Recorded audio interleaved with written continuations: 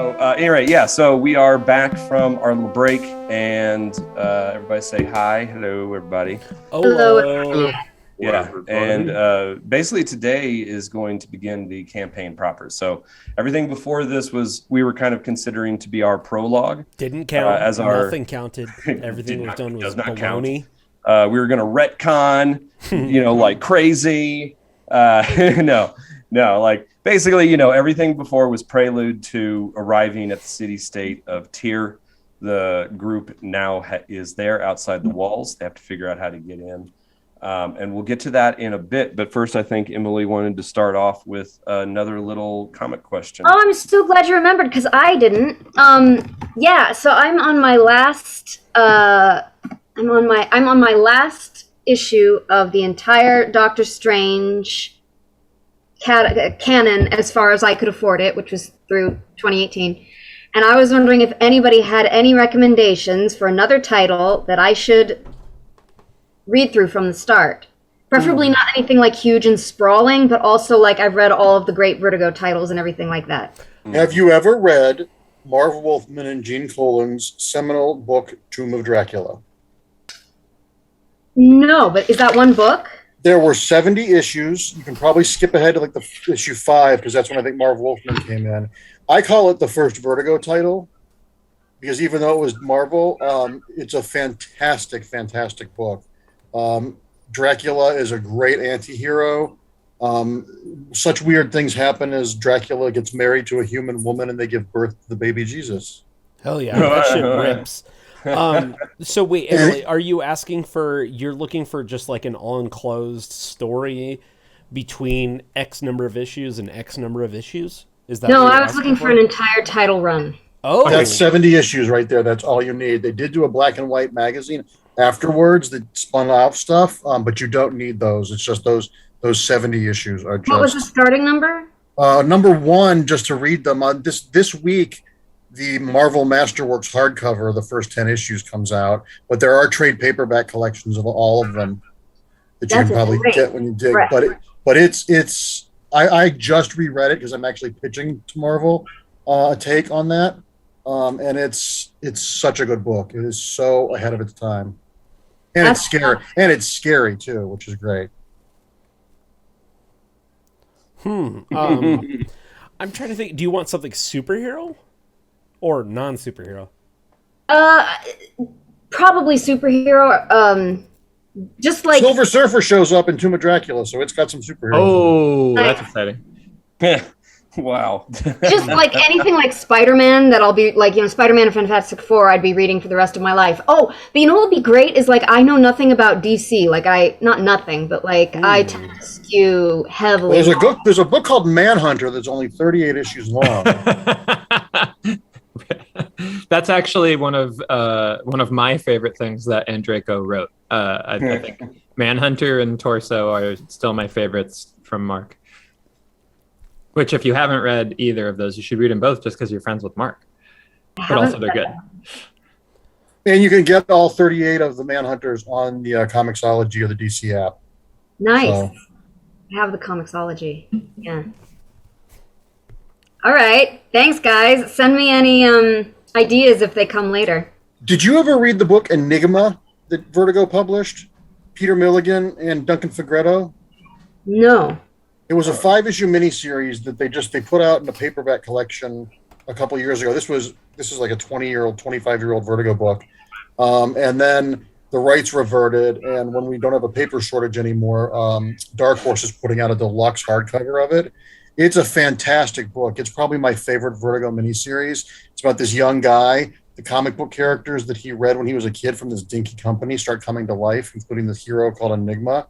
And it is so good and goes places where you would never expect. It's 8 issues altogether, but there is a trade that's still in print.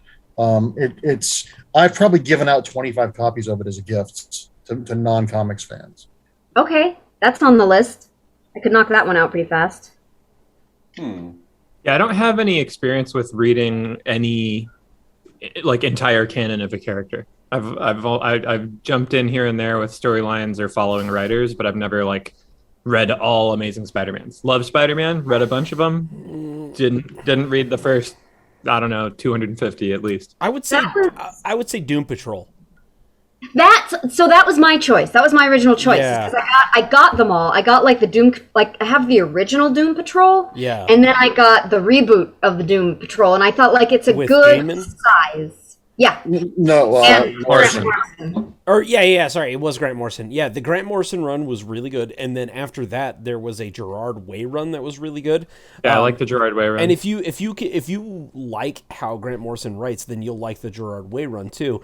I like Gerard Way. Yeah. If you can read all of Doom Patrol and be enriched as a person too, so I think that would be another good one. Also, Grant's Animal Man is great.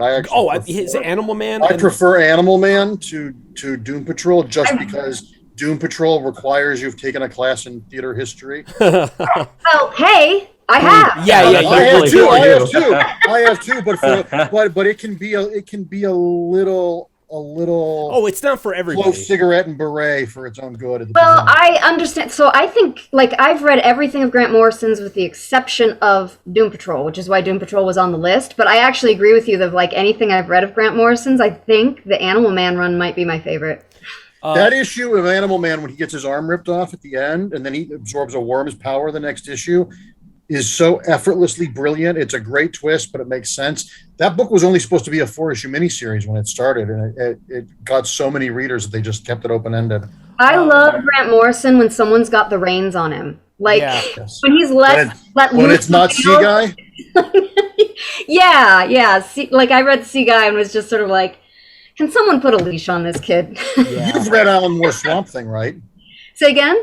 You've read the Alan Moore Swamp Thing run, right? Yeah, I've read everything of Alan Moore's with the exception of his, like, big title stuff. You read Lost Girls?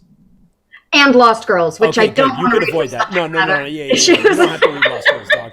The problem with Lost Girls is it's pornography as a thesis. It's not like filthy dirty. It's very clinical, which makes it even weirder. And his wife can't draw to save her life. Yeah, I don't like Melinda's art at all. Oh, the perfect book for you, Zot by Scott McCloud.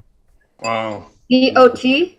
ZOT exclamation point. Yeah, that's There some were good 10 comic history. Yeah. There were 10 color issues, and then the book became black and white, and there's a black and white collection that is still in print. That's all you need is the black and white collection to read. I own the last 5 pages of the last issue. The first screenplay I ever wrote was for the Zot movie. Someday I will make that fucking thing. It is the perfect blending of manga sensibilities with Western philosophy. It's beautiful. It will make you cry. It will make you laugh. It's fun. It's smart. It's really, really rare. The book shouldn't work on any level, and it really does. Another one that I've given out probably hundreds of copies as gifts. Okay, this is great. Thank you. You're welcome, America. So I would say one other thing before we get started is just a little announcement, heads up for our listeners. We have begun basically a comprehensive wiki for the campaign through the site World Anvil. I already posted the link in the chat, and you can go there and I'm not exactly sure because I'm on the inside what kind of access you can get just kind of coming in off the street. But if you want to get some exclusive access into secret stuff that even the players here are not going to know, then you can go to our Patreon page, Adventure Hook, and sign up right now at the $5 level, which I believe is the Wanderer level. I did some rejiggering of the page. So there's 2 levels. You can sign up as the Dune Trader or a Wanderer. But the Wanderer level right now only has 5 slots available because we only have 5 subscriber slots available for the World Anvil site right now. So you can go there, sign up as a Patreon, and then all you do is, once you do, you go make a World Anvil account, and then you shoot us a message with your username, and then we basically I put you into the Patreon subscriber group. So once we get those 5 slots filled up, then I'm going to upgrade to the next tier available on World Anvil, which will expand to, I think, give us another 10 subscribers. And then once we fill that up, then I'll expand to the highest tier, which gives us 1,000 subscribers. So, and it's basically World Anvil. It's a comprehensive wiki. It's going to have like articles about the world. I've been working on maps that have linkable, like little hot buttons. There's the characters. There's campaign tracker. You're going to be able to go in and see like story seeds and plots and like all kinds of stuff is going to get built in there. It's going to get built slowly over time. I'm doing what I can when I can. So, like we'll start working on session reports afterwards, which will just kind of give some quick bullet points as to what happened. But for the Patreons, those session reports are going to have little secrets that the players don't know, you know, like plot threads and seeds and stuff that I may have planted that will probably get expanded in the future. So you can kind of get a sense of anticipation as to what might be coming down the pipe. So yeah, so just if you're interested, again, go to our Patreon page. It's Adventure Hook, and sign up at that $5 level. So I would say, without further ado, I think the Wanderer is out there.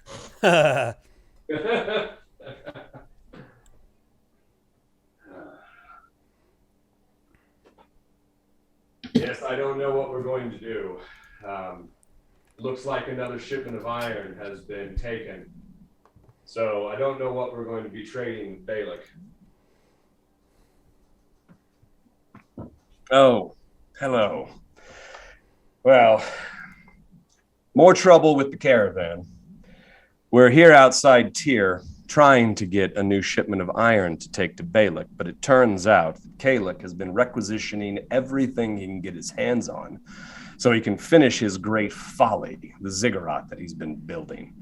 So once again, no iron coming from the mines, leaving in the hands of any caravans. So the only iron to be had is that which has already been hoarded by the houses within the city who already had a stockpile. And even then, they're paying the caravan gate guards exorbitant bribes to get the iron out of the city.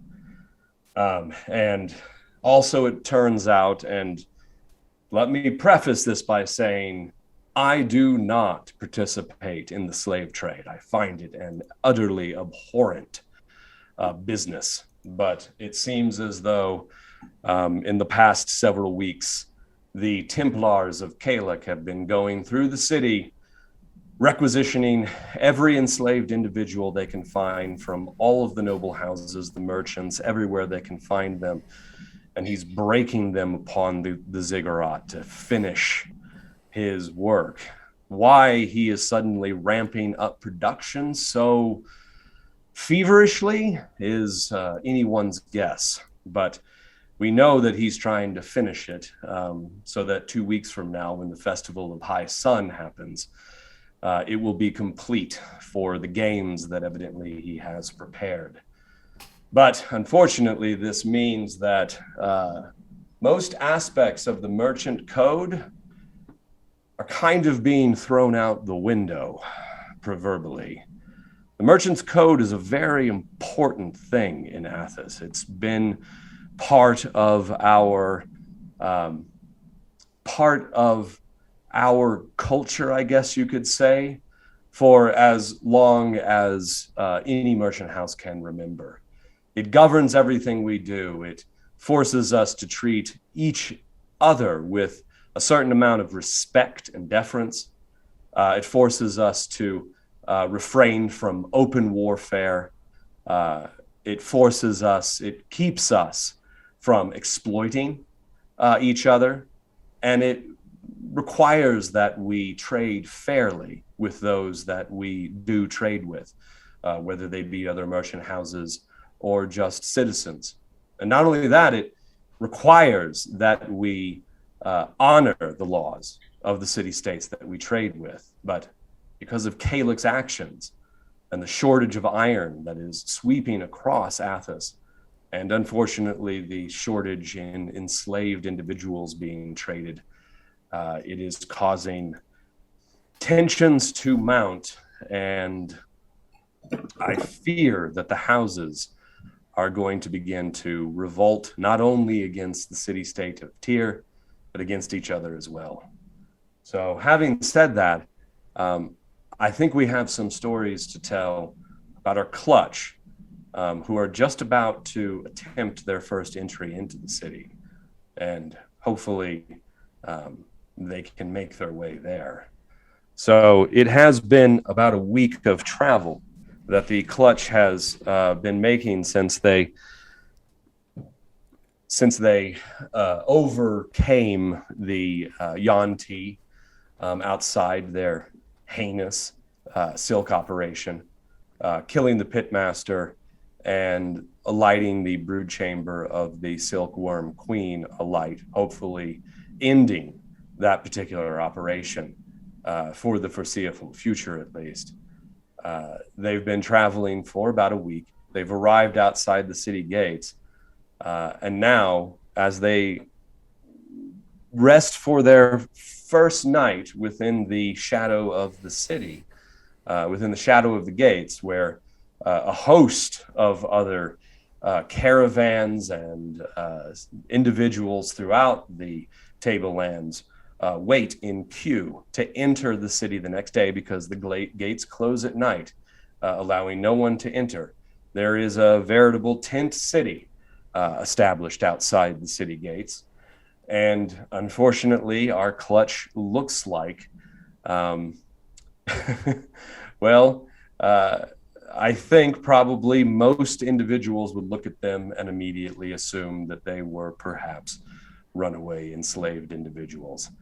And BAP has already warned them that in their current state, they're unlikely to make it through the city. And now that Kalik is requisitioning every enslaved individual he can find, it is a high possibility, a high threat that our clutch could end up with that same fate. So not only that, but the flux that has been ailing Craucus, our half-giant, for days now, continues to waste him away, forcing him to drink as much water as he possibly can. Unfortunately, the flux doesn't allow him to keep it down for very long. And so that is another issue that our group must contend with. So having said this, what would you guys like to do? Your speaker is not connected.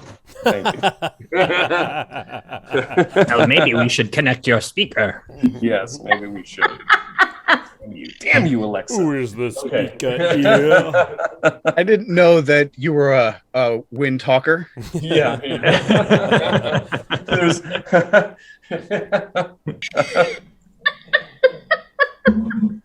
all right. It was so nice of her to wait. Yeah. So nice of Right you to wait. until he was done, yeah. Yeah. Very So, polite of the robot. having said all of that, you guys are basically trying to figure out like where you can rest your head for the night. You really have nothing with you. You've been sleeping under the elements for the past several days, and your clothes are tattered and torn. All of you are caked in dirt and dust and sweat. All of you smell horribly bad at this point, though the group of you probably can't tell. But other individuals in the sort of tent city that's kind of arisen up, kind of sprung up quickly, kind of keep a wide berth and kind of give you lots of side eye, suspicious side eye. Oh my god, we smell bad to people who live in a tent city. Mac, I have a thought I would like to share with you. The familiar sound of Ma'ak's telepathic voice would say, "Of course. What can I help you?" I don't know if you know this, since we have only known each other since we have been abandoned and wandering in the desert, but I am incredibly good at lying and pretending to be something that I am not. And when I look at our party, what I see is a gaggle of slaves, a very useful drag queen, and then me, a great lady who would have slaves. You know what I'm saying? If I can find something to make me look like I am the merchant of a noble house, which I am, I may be able to bluff our way into the city. Well, I am a guild member as well, and I have documentation that says so. So I can be me, and you can be whoever you want to be using me and my documentation, my guild membership as proof. I don't know, because you can't be you, right? You have to lie about who you are. Yes and no. Are you in on the... Oh, is this in your mind only? Stricken. I mean, I have no problem keeping Metaconcert up to my maximum ability, which would get pretty much the whole party, or at least the player characters. So it's fine if you'd rather ask Ma'ak to do that. He will activate. Usually it's just you and him, because that's free for Ma'ak. He can just keep that up all day. I just don't want anyone else who is not one of us to hear. But yeah, well, Ma'ak will say, well, we look like a bunch of escaped slaves because that's what we are. You and I, we met as slaves and escaped together. And we met more slaves. And now we're, even Bap is an escaped slave. Now, he also needs to conceal his identity, though. If I understand correctly, Desi is the name of your alias. Isn't that true? I can be Desi. Oui. Very well. So is Desi now who you choose to be, or are you going to take another name for Tyr? I would be Desi. Very well. And well, Kraukus and I are not slaves. We are free. And we have documentation to support that. I have a proposal. Go on. I have come to Tyr to fight. And you are my entourage. And Desi, you will be my presenter. I suppose the question is, how do we best represent ourselves simply to get through the gate? I have a history of fighting. I have not fought in many years, but I have never died. I mean, this works well for me. Is Bap with us? Even though Yeah, Bap is still there. And in fact, when you look at Bap, he's scrutinizing something over towards the caravan gate. And just a sense, the city of Tyr itself is completely encircled by a monolithic wall. It's about 30 feet high, completely flat, made of smooth limestone. And the caravan gate itself is about 30 feet wide and 40 feet tall. The gate itself is a larger gate complex, and it has two towers on either side. The gate itself is still open. No one is being permitted in, but there are still people being allowed to leave. And when you kind of look over towards where he's looking at the gate, and then the gate itself, sorry, the doors of the gate are made of they're massive agafari, a type of tree in Athos, wood, like these massive 40-foot planks. And then it's bound in actual iron, like very rusted, but iron nonetheless. And there's a caravan coming through. And he's scrutinizing it very closely. You notice there's a banner. Everybody give me a perception check.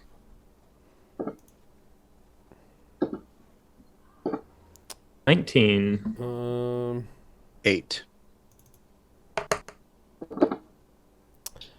I don't know. Well, that's not right. I got a... No, that is right. I got a 13.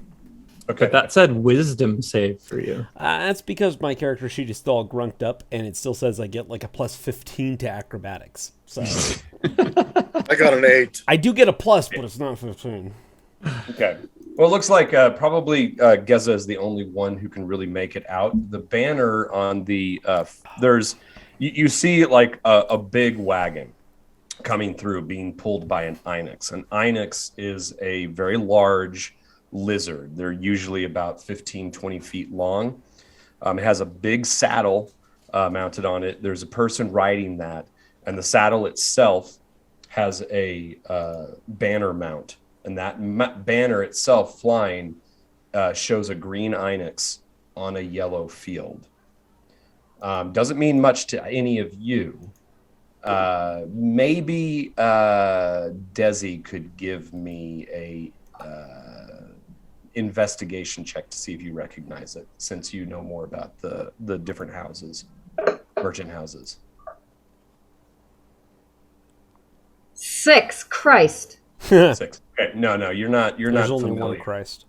Okay, but you can definitely tell that. Give me an insight on Bap. Thank goodness. Okay, so Desi's just a bit delirious today. Wow. All right. Mock, you can give me one also. I'm giving you one. Here you go. Here How's you a go. 16? 16. That's good. All right. Bap recognizes it, and he starts to get fidgety. I will ping him with MindLink and say, Bapersaw, do you know them? It's my house. It's Ianto. Okay. I will, without his knowledge, start reading his surface thoughts. So feel free, Aaron, to let me know what he's thinking about. As I ask him, will they recognize you? Are you in danger? Basically, from this distance, he says no. Like as long as he stays at a distance, he should be safe. He just all right. Well, you're still safe with us, Bap. But he says the word Garrow runs through his head. It's a name. Okay. Well, I won't let on that I know that. Okay. But that'll go on for another minute. So let me know if he thinks of anything choice in the following minute. But I'll turn back to the remaining conversation and take him out of the concert. Okay. Did we all hear the name Garrow, or just no? But I'm about to tell you. Okay. Without role playing it out, basically, will privately share the memory he had. Real quick, just to describe the caravan fully as it exits the gate. They actually, it seems like that's the last ones that they allow to leave. The gates start to shut. The caravan itself is made up of 3 large wagons. They look to measure about 10 feet by 15. They don't seem to be loaded down with much. They have a large tarpaulin laying on each one. There's obviously something underneath the tarps. You can't quite make out, or you can't really tell, but there's definitely stuff underneath the tarps. And then each one is pulled by an Inex with a mounted soldier on them. The front one, you can tell, seems to be the individual. So let me back up. Sorry. Each one has a mount on the Inex, and then each of the wagons has a soldier with a spear standing in the wagon itself. The wagon has I don't know what you call it. It has slats that go all the way around it, creating sort of like a bed. And then there are 4 Crodlu, which are kind of like the Erdlu. They're just larger, a bit larger, and those 4 have mounted warriors on them as well. So all told, it looks like there are 11 soldiers guarding the caravan. Any clue as to what's under those tarps? Give me a investigation check. All right. I don't roll so well. That is a 12. 12. Yeah, it's hard to tell. It's lumpy. Mm-hmm. When they get within 180 feet of me, I will scan the caravan with life detection and see if I can get a sense of basically just a whole rundown of. I get an accurate count of everything within a 30-degree radius, so I should be able to scan the whole caravan and get a sense of like everything that's there: humanoids, animals, thinking creatures, all kinds of You stuff. can get like specific numbers from that. Yeah. And, Here we go. One round of scanning detects humans, demi-humans, humanoids, mammals, and monsters. The user receives an accurate count. While this is happening, Crocus is going to go relieve himself for a very quick poop due to the flux. But while as I'm doing this, I'll share with MindLink with Desi that Bap knows them. They might know him if they saw him. And then I'll just share the exact memory of his thought, the word Garrow. Mm-hmm. Maybe a name. Do I get the sense that it's a name, Aaron? Yeah, I mean, it's a name. You Okay. can tell it's a name. And then I'm basically life detection as this is going on. But basically Marc suggests maybe you would make a good caravan master for a merchant house, Desi. Do you want me to get you that caravan? You mean the one coming out? Yes, we have made eternal enemies of House Ianto. If that is Bap's family, it is best we strike first. I think we might be on the same wavelengths. I want to share with you something that I can do, and I want to talk to you, Marc, because I'm not sure I understand it. But Desi would share this with you. But I also have animal friendship, and if these things are not too bright, I may be able to coerce the things dragging these caravans. If we work in concert, we will have better chance of success. All right. Well, Ma'ak will then concentrate and get that count of all the animals, all the people, everything that's on that caravan, so that we will have intelligence. Okay, so you sense the 4 Crodlu, you sense the 3 Inex, you sense the 11 soldiers, but then you sense 42 other lives scattered between the 3 wagons. That's what's under those tarps? Not under the tarps. Under that. Like, under the wagon itself. Tied to the bottom of the wagon? Do I get a sense It's hard to really understand how this makes sense. Yeah. There's smart. Sorry. That's not something... I rolled a 19 for my investigation check, looking. It's nothing that we can see visually. Okay, well, I think with that 19, that's good enough. As it gets closer, the group of you are kind of just basically sitting on the ground. So your eye level is actually below the bed of the wagon itself. And from that vantage point, you can see that the bed of the wagon is very thick. Oh, Like false a wagon. bottom. Yeah. Bottom, and they have goods on top, so that when the soldiers were looking at what was going out, they would not see the live cargo beneath. Classic smuggler's trick. I love Yes, that. and Smuggling I suspect these lives that are underneath are not there by choice. No. We should follow them. Do I get any hit points for not making a false bottom joke?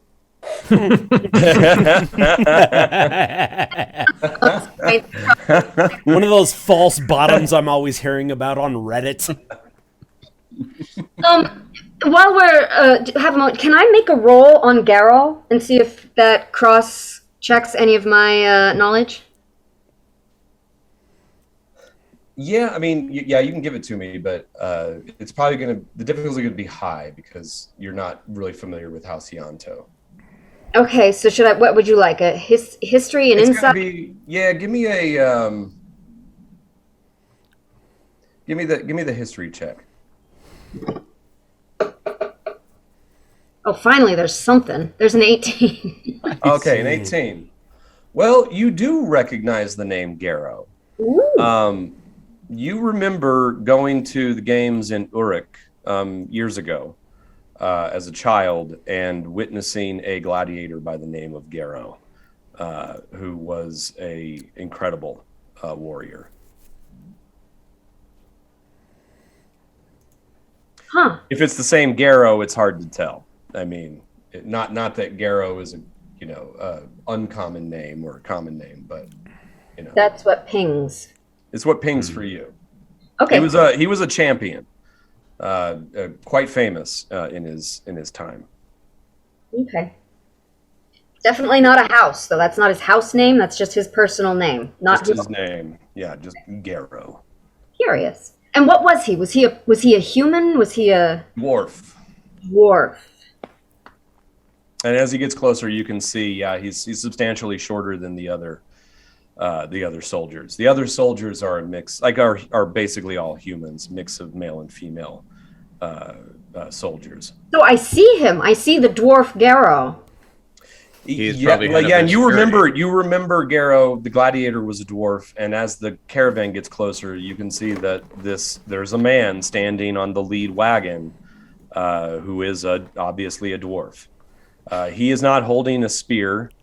He has an obsidian scimitar slung over his back. Sounds pretty cool. Gideon. Okay. Well, they're going to be easy enough to track. We don't need to move right now. No, let's not be suspicious at all. And we're doing this all in meta concert. I assume everything we're talking about, we're sharing too, right? So just for the sake of conversation, you've shared that. Oh, that's a famous dwarf gladiator. Something like. So now we all know that kind of idea, right? So yeah, and your surface thoughts for BAP in the meantime, right? For BAP, that's probably what Ma'ak has been listening to more, is making sure he's. Because I'm sure BAP's going a mile a minute. Through BAP's mind, you hear him like basically confirming everything that you guys that Desi says. Okay. He just doesn't say anything out loud. At this point, he has turned his back to the caravan and pulled his tatters up over his head. Sure. Oh no, that's smart. That's smart. Yeah. Is BAP like thinking like, how am I gonna? Is he trying to avoid that guy, or is he thinking about like how he would fight that guy? Avoid. Okay. All right. Fair enough. Yeah, no, that's probably wise. As a gladiator, or Char as a dwarf would have any further information about Garrow? Well, if you ask him, perhaps. Imagine I said what I said, but in a French accent and over the mind link.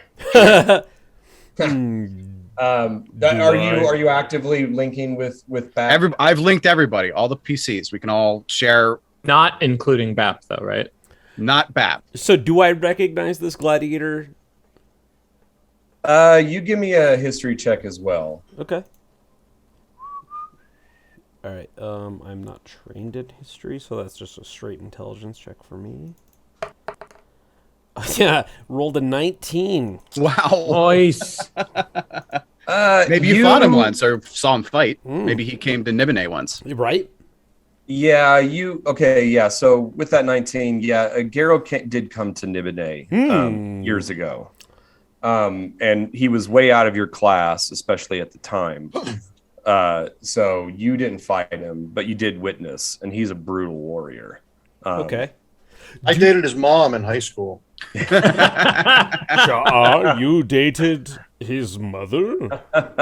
You just lost all those points there, Mark.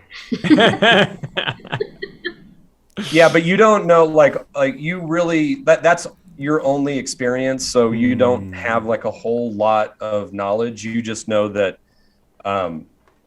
he was there from Uruk. Does he know what he fought with? His weapon? Do either of us know what weapon he preferred? Probably that scimitar. Right? The obsidian scimitar. Yeah, that's probably his signature was his weapon. Primary weapon. Yeah. He also specialized in group combat. Where he And would lead usually- like a small He would lead a force? small group, Yeah. and they would usually fight beasts from the wilds. Oh, okay. A bestiary. I don't know if Craucus. Okay, so Craucus is going to start walking towards him, Okay. and it's up to anybody if they want to intervene. No. In your mind, I'll definitely say, Craucus, what's your plan? Oh, I'm going to go talk to him and see if he remembers me. To what end? He's a gladiator. We fought at the same time. Yes, and then, if he does recognize you? I will talk to him about fights, and maybe there is an opening in a fight in the city. It would be good for me to earn some money, because I am very hungry and I'm tired of eating road trash. You know what, Craucus? Do it. Sometimes chaos guides the way. So I go striding over It's to not him. a horrible plan, Craucus. He may All right, you go spoil the- striding over. As you start to approach, you see Garrow hold his hands up and he barks. Oh, he barks to the rest of the caravan. Halt. And then everything grinds to a halt, and he goes, "Half giant, why do you approach the caravan?" I don't respond until I am standing above him, just poof, poof, poof, until I'm looking down upon him. I say, Yeah. "It is good to see you.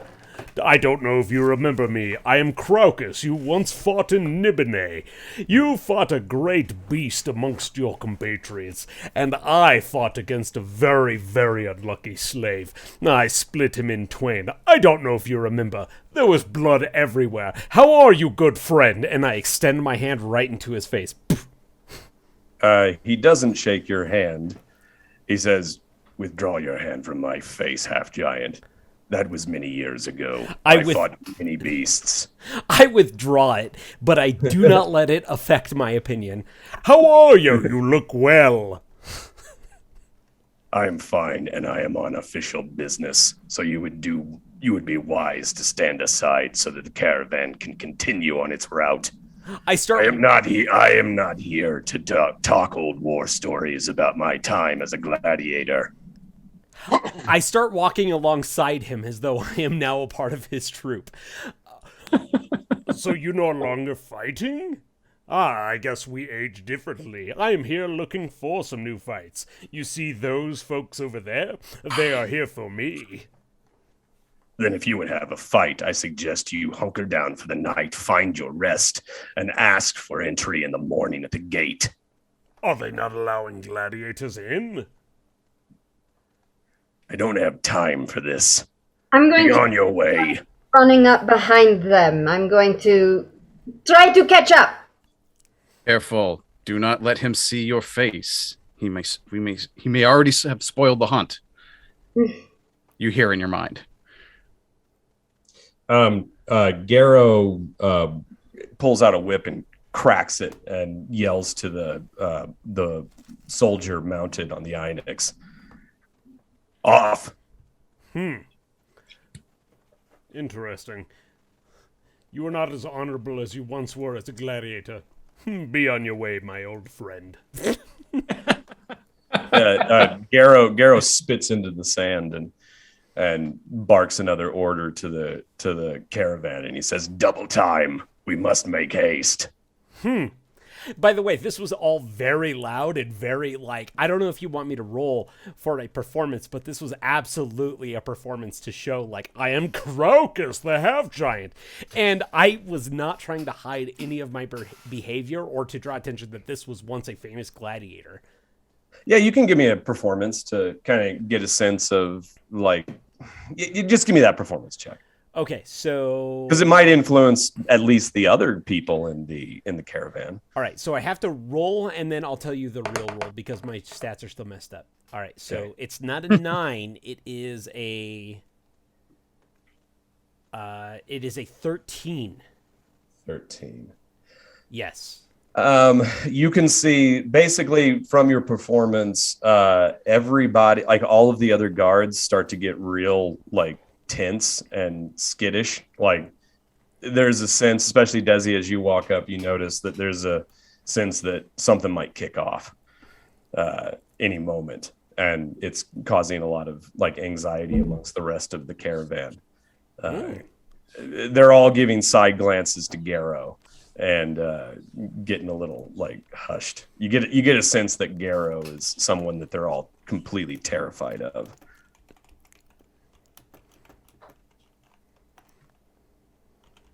Do I catch up? Yeah, you catch up. You come up beside Crocus. I will have my face covered like you do in the desert to not get, out of Say it these. in your mouth.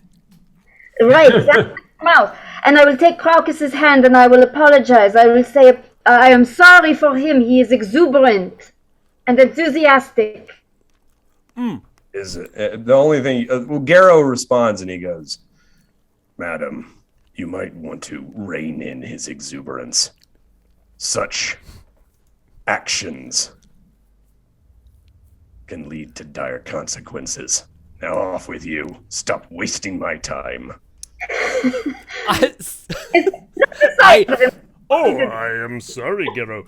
I forgot my manners. Here is my introducer. And I push her forward and I say, "Introduce me, the great Crocus." And I bellow that as I push her forward to give me a proper introduction. He yells now, "Enough! I am not interested in your petty stories about your pissant little antics in the arena." I'm All wondering right. if maybe Since I I'm sorry, go ahead. far enough to did he push me like into the wheels where maybe this caravan has to stop? Just like in front of him, like you're still beside the caravan, and it's starting to creak forward as the mounts start to whip the Einixes. But the wagon itself is massive, and the wheels and the axles start to creak. You can tell it's ungreased axles, so it's very ponderous to start and stop.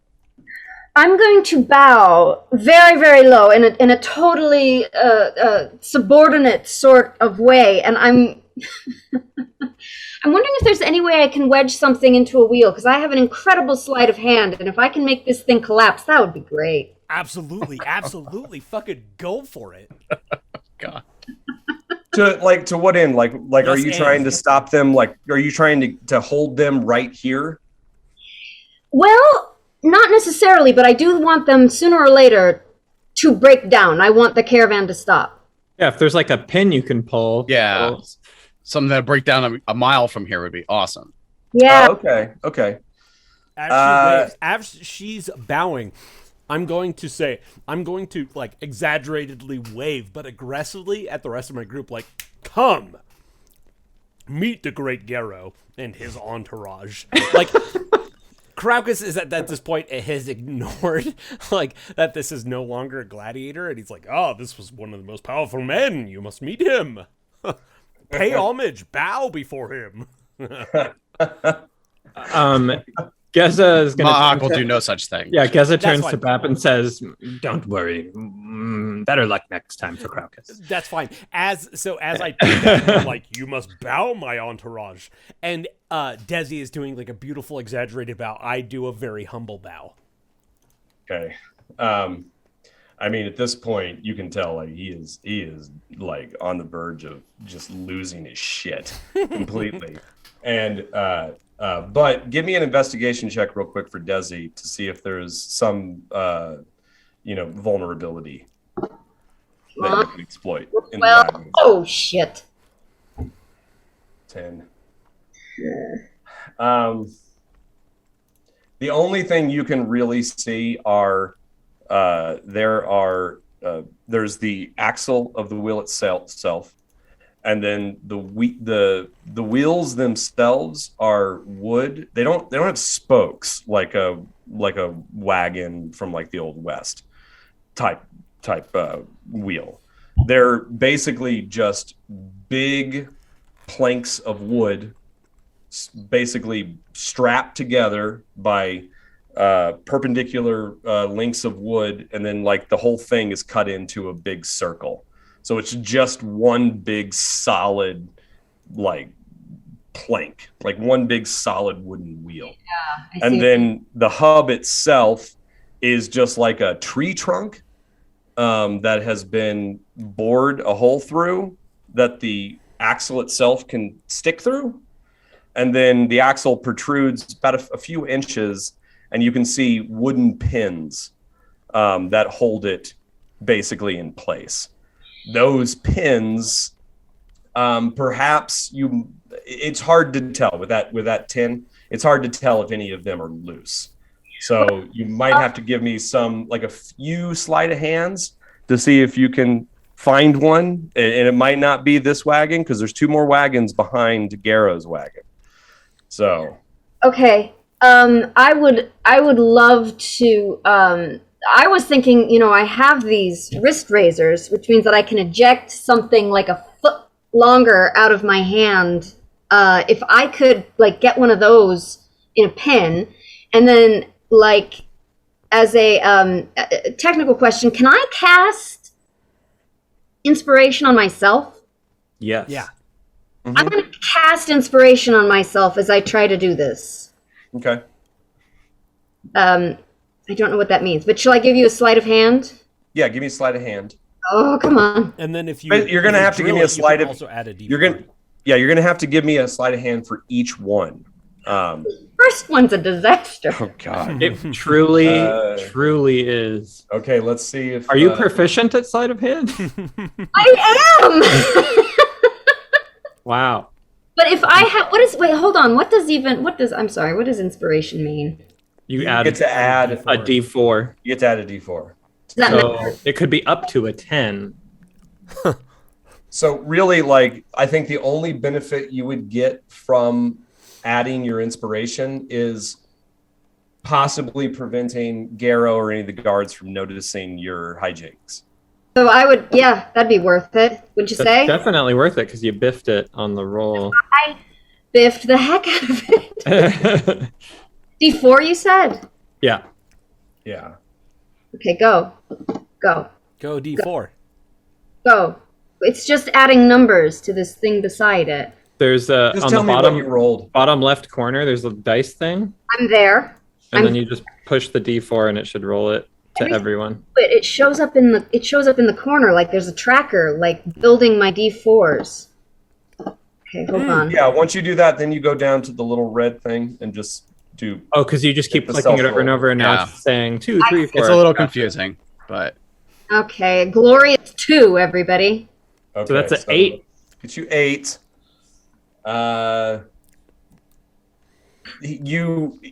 Garrow doesn't notice you fiddling with with a pin, but he does yell out, "Stand back! I don't want to clean your guts off the bottom of my wheels if you fall under them." And I will be totally obeisant and back away, and I will say to Kraukus over Ma'ak's mental link, can you clumsily push me into the next one? I bow so profoundly, and I say, as you wish, thinking he's talking to me, and I roll a performance. Okay. Give me that performance check. Oh, no, wait, that's not right. It's not a 25. What's the adjusted? It is a 15. 15. Okay. Yeah.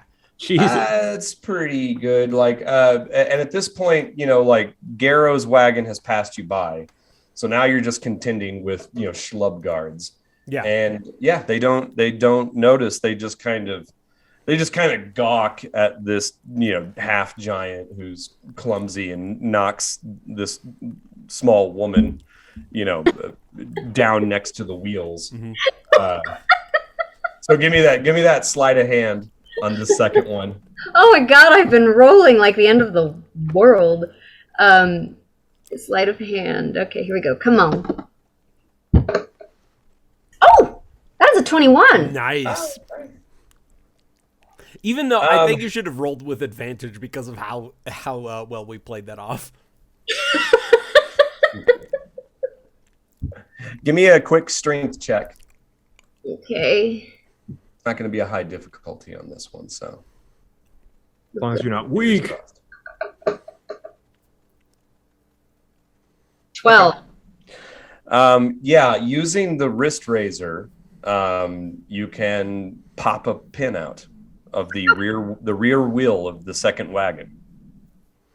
Okay. Hell It yeah. continues to lumber off, and already you can tell like these wagons probably need some servicing because as the wheels turn, they kind of wobble. I mean, if they've been traveling through the desert, they haven't had a proper servicing, right? Yeah. And like I said, like these wagons are made completely from wood and leather. So there are no metal parts. There's no metal axle. So it's wood grinding against wood as it creaks away. While I am under the wagon, I would like to cast inspiration to the people inside it and just say, hang in there. It's inspiration is given through touch. I'm touching the wagon.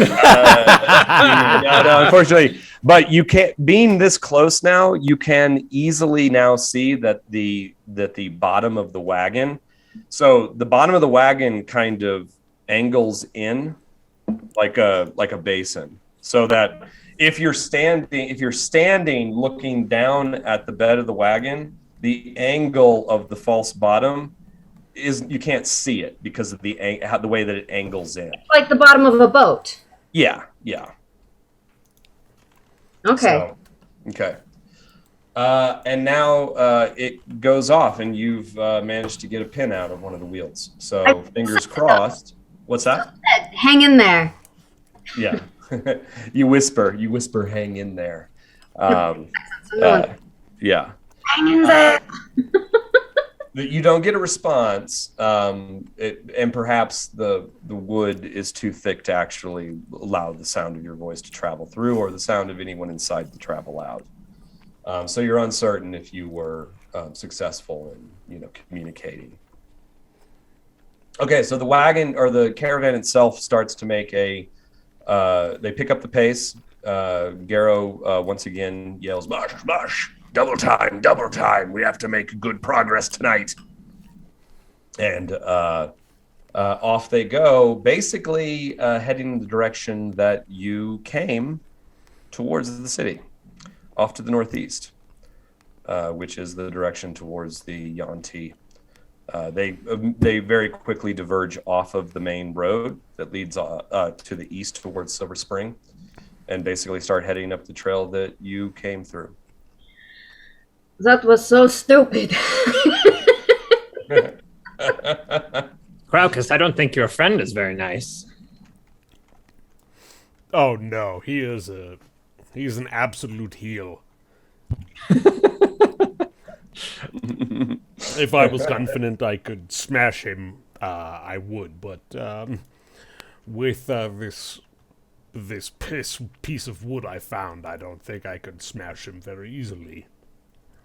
I guess the question now is, do we try to get into the city, or do we try to track them and hope they have a collapse? Well, it seemed that though he was unkind, he thought we could get in just on a gladiatorial pass. So you want to go into the city? I'm hoping that we can use him as a distraction. And Bap does interject and say, like, "Listen, this is I can't aid you. I can't be seen by them, and Garrow would kill me on sight. But this is your chance to, like, make a big blow against the family. Garrow is the caravan master for my uncle. Oh. If you can take Garrow out, his guards are trivial. They're trifles. They're just bodies. You should be able to handle them. Garrow would be a challenge, but I think you guys could take him. And if you kill him, it would be a serious blow to House Ianto. And more than likely, the wagons are filled with slaves. And they're certainly taking them up to the Yanti. And we have no real proof that we were successful in completely destroying the operation. There still may be other Yanti up there already in the process of finding a new brood queen and fixing the cavern back up so they can continue their operation. Say no more, Bap. I'm convinced. Why do we believe anything that Bap says? Well, we have our own eyes to trust that those are definitely slave passage caravan. That's what that's for. My only All thought, signs point towards Bap being correct. Sorry, Emily, go. no, my only thought is my concern for our supplies, which is to say, do we have enough water? I know by getting in the city we'll have more access to water. What's our water situation? Bab says the caravan is going to have enough water on it to take care of everyone there. That includes all of those enslaved individuals trapped inside the false bottom. They always carry with them several gallons. Each of those wagons will probably have a 50-gallon barrel of water. Not only that, but they certainly have trade goods underneath those tarpaulins that they used to fool the guards coming out. So if you can get your hands on those trade goods, you have something that you can bring back into the city and sell. And we could hide anyone who needs to in the false bottoms, Bap included. Question. If we knock a wheel off one of the wagons and the wagon collapses, won't that kill the people in the false bottom since they will hit the ground first? Not necessarily. The wagons themselves look pretty sturdy. So if a wheel were to collapse, it's a four-wheeled wagon. So if one wheel comes off, you're basically just going to have one corner of it fall. So it should still be supported by the three other wheels. It is a tram dilemma scenario. Sacrifice one to save the many. Also, I don't think it's sacrificing any. Someone might get a bruise. They're not going to be falling from a great height. I'm all for sacrificing Bap whenever we can. Well, it sounds like Bap doesn't want to help us. Yeah, Bap won't be coming with. Yeah, Bap says, like, he says, if I show my face, he will focus all of his attention on killing me first. Well, and to be honest, Bap, you can't do anything without damaging all of us anyway, so it's better if you stay behind. Yeah. What if we kill Bap and give the gladiator his head? Mark, I think you. Oh, sorry. Perhaps this is able to send Bap into the city to learn what he can, so that when we return, we will have a man on the inside. I don't know if Bap can get in without our assistance. Can you, Bap? I have 2 silver in my smuggler's pouch. I have his pouch. Yeah, you have it right now. The deal that you made with Bap last time was that you would hold on to the pouch because right now the pouch contains the obsidian orb. Mm-hmm. That pouch was going to be the thing that you used to get it in. So you're holding on to it until you get through the gate, and then you can take the sphere out and give him the pouch back. But the pouch also has 2 silver in it that he always keeps in there in case he needs to bribe any guards. So if you have your 2 silver, you can get inside, no problem. I should be able to. And you Which would ones are the silver? And I pluck out a handful. Like I could tell the difference. Yeah, it's easy because all the other things come out looking like ceramic pieces. All So right, including the obsidian orb. Like when you first, it's hard to actually tell. You have to take all of the coins out, and after it'll stay looking like ceramic pieces for I think 6 rounds. So is it heavy though? Does it weigh as much as ceramic piece, or does it weigh like a 5-pound orb? No, it has the feel of a ceramic piece. Like the illusion. Oh, okay, weird. The illusion is all encompassing. Okay, all right. Well, that's probably fascinating for Ma'ak, who knows almost nothing about magic. But after what? That's like 30 seconds or so. Mm-hmm. You start to see the coins turn into clay cylinders, and then there's the obsidian orb. and you can throw it back into the pouch. Sure, that's fine. They're BAP's things, right? They don't mean anything to me. So, unless someone else stops him, I would let him take whatever, except the orb. That's not for him. Yeah. So, it's up to you. If you want to give him the smuggler's pouch back and take the orb and then try to smuggle it in through the false bottom. No, Bap, you can have your silver and we'll keep the pouch, but we'll give it back to you.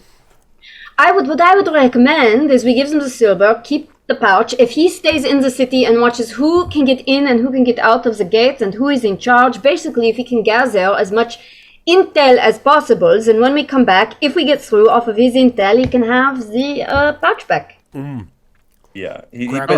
Bap says, Bap is, he's defiler, is known to defile. So he's got that suspicious streak in him. And he goes, how can I be certain that you're going to return it? That's my spell. Those are my spell cylinders. Well, you could join us if you wanted, and then we'll just sneak you in the bottom of the caravan. The choice is yours. You can take the silver or you can come with us. He is more valuable staying.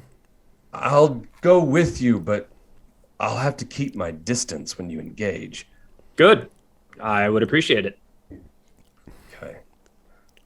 Because he says again, even if I attempt to use my magic as a preserver, I'm scared that my spells will cause the same effect again in the presence of the orb. Will ask you to cast no spells.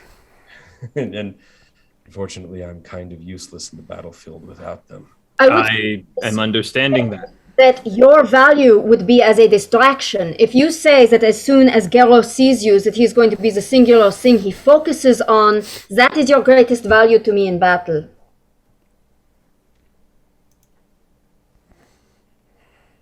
I don't particularly like the idea of being a decoy, but if you can assure my safety, make sure that he can't actually get to me. Gero despises me. Why do we keep humoring Bap and trusting Bap? We don't. Okay, Mark. I think you're confusing Bap and the other guy and Chance. Right, Bap was the slave we rescued. Bap was the one who betrayed us. Yeah, the one that almost killed us with all his death magic. Yeah. Oh, well, yeah. Bap did do that, but he. The only other thing So was why that are we even negotiating with him? We have his silver thing. We have his pouch. He Job. can do what we. Yeah, but that was an accident. He didn't mean to hurt us real bad with devil magic. Why do we believe that? Because he didn't know about the orb. None of us did. And he said he was sorry. Oh, okay. Yeah. There is Also keep in mind that he said he would do whatever he could to help you find Catandeo, the contact that you're supposed to be looking for in the city, to hopefully answer the question of what is the orb. Well, then there's the answer. That's what's fair, don't you think, Desi? If he can deliver to Geza information of how to meet Catandeo, I will happily return his pouch to him, including all of his precious cylinders. We have uses for him. As long as we have uses for him, we will keep him around. And if you want to destroy Halcianto, he knows all the secrets about the house. Yes, Char, I am not enthusiastic about dealing more with the Defiler, but the enemy of our enemy is our friend for now. Your friend. So long as, and I look at Bap, he casts no more spells in our presence. Well, if we have to kill him, I volunteer. He says he holds his hand up. He says I couldn't if I wanted to. I have expended everything, and you have my cylinders, so I couldn't memorize new ones if I tried. I have a few cantrips up my sleeve, but I will refrain. If you're just a man with a checkered past, I can tolerate that, but active defiling will not pass. Be aware. He says, believe me, after the events in the canyon, I've lost my taste for it. That's You'll lose your head if you do it again. Exactly. So Char will be our designated bad cop. With with glory. As I say in my human life, I have decades of untapped rage. We can use this. Okay, so let's make a little long story short before we take our mid session break. You guys can keep a fair distance. All I really need, and I think I'll have Ma'ak do this because you are basically probably going to be the scout, I would assume. I would think so. And everybody else would keep you. So like you would be the one basically keeping track and making sure that you keep a distance. Mhm. So just give me a. Let's see. What should you give me? I mean, it used to be a hunting roll, but that was 2E. Would it be stealth? Because I'm not exactly proficient. Yeah, give me give me a stealth check. All right. Give you a roll anyway. Oh no, not my ox day.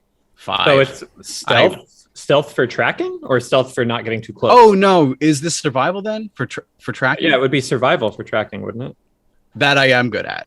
So Yeah, well, it depends. Like if you want to keep them in sight or if you want to track them by their. I don't need to keep them in sight. I track.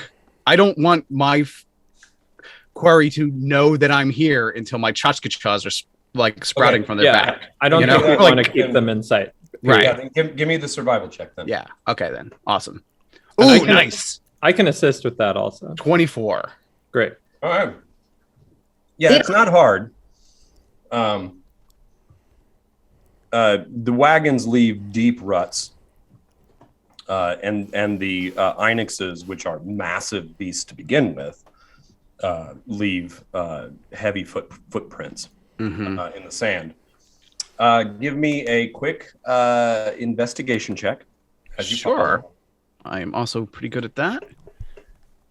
Not the best roll though. Only a 9. Okay. Well- Yeah, like. Everything that you're taking on solo, I just feel like we're rushing because there's no way I wouldn't be like hand on shoulder and saying like, let me know how I can help you while giving you guidance. Like there's no way that I'm not just constantly rubbing your shoulders. Yeah. Yeah. Or if Desi can give me inspiration, whatever. Right. Like we want to nail our ambush here. So Yeah. So you can go ahead. Why don't we give? I'll give you advantage since you've got Geza helping out also. And I have both investigation or and that survival. investigation check. Sure thing. The survival, you're good. Like you got that. Oh, got nice. that. Another 19. This time for a 26. All right. So yeah, awesome. You start to notice that the wagon rut on the right side of the trail that you're following, Mm-hmm. starts to get a little wavy as you go along. Mm-hmm. Mm-hmm. Yeah, I would probably say in Thrycreen, injured leg or something like that. And then realize that you guys don't know what that means. And over Mind Link say, I think the wagon is about to collapse. Do you want me to get ahead of them? While I do think that Bap might make good bait, I think Craucus may have angered that dwarf enough that even showing his face would be enough to elicit violence. Also, the element of surprise is its own thing. Well, if we can make the dwarfs leave the caravan and chase Craucus into the dunes, then the rest of us can dispatch the guards. This is Craucus, also you true. can do your gladiatorial duty. Or I'm just throwing this out there. If we can separate Geralt from his guard and get rid of him first, if, as you say, we create a distraction that could lure him into our ambush that would not involve the rest of his party, I think he's going to be the difficult one to get rid of, and the rest of them are just going to fall like, tin soldier. Bap says like that you're on the right track. Garrow, I mean, I think you know it by now. Garrow was a gladiator, and he fought in groups.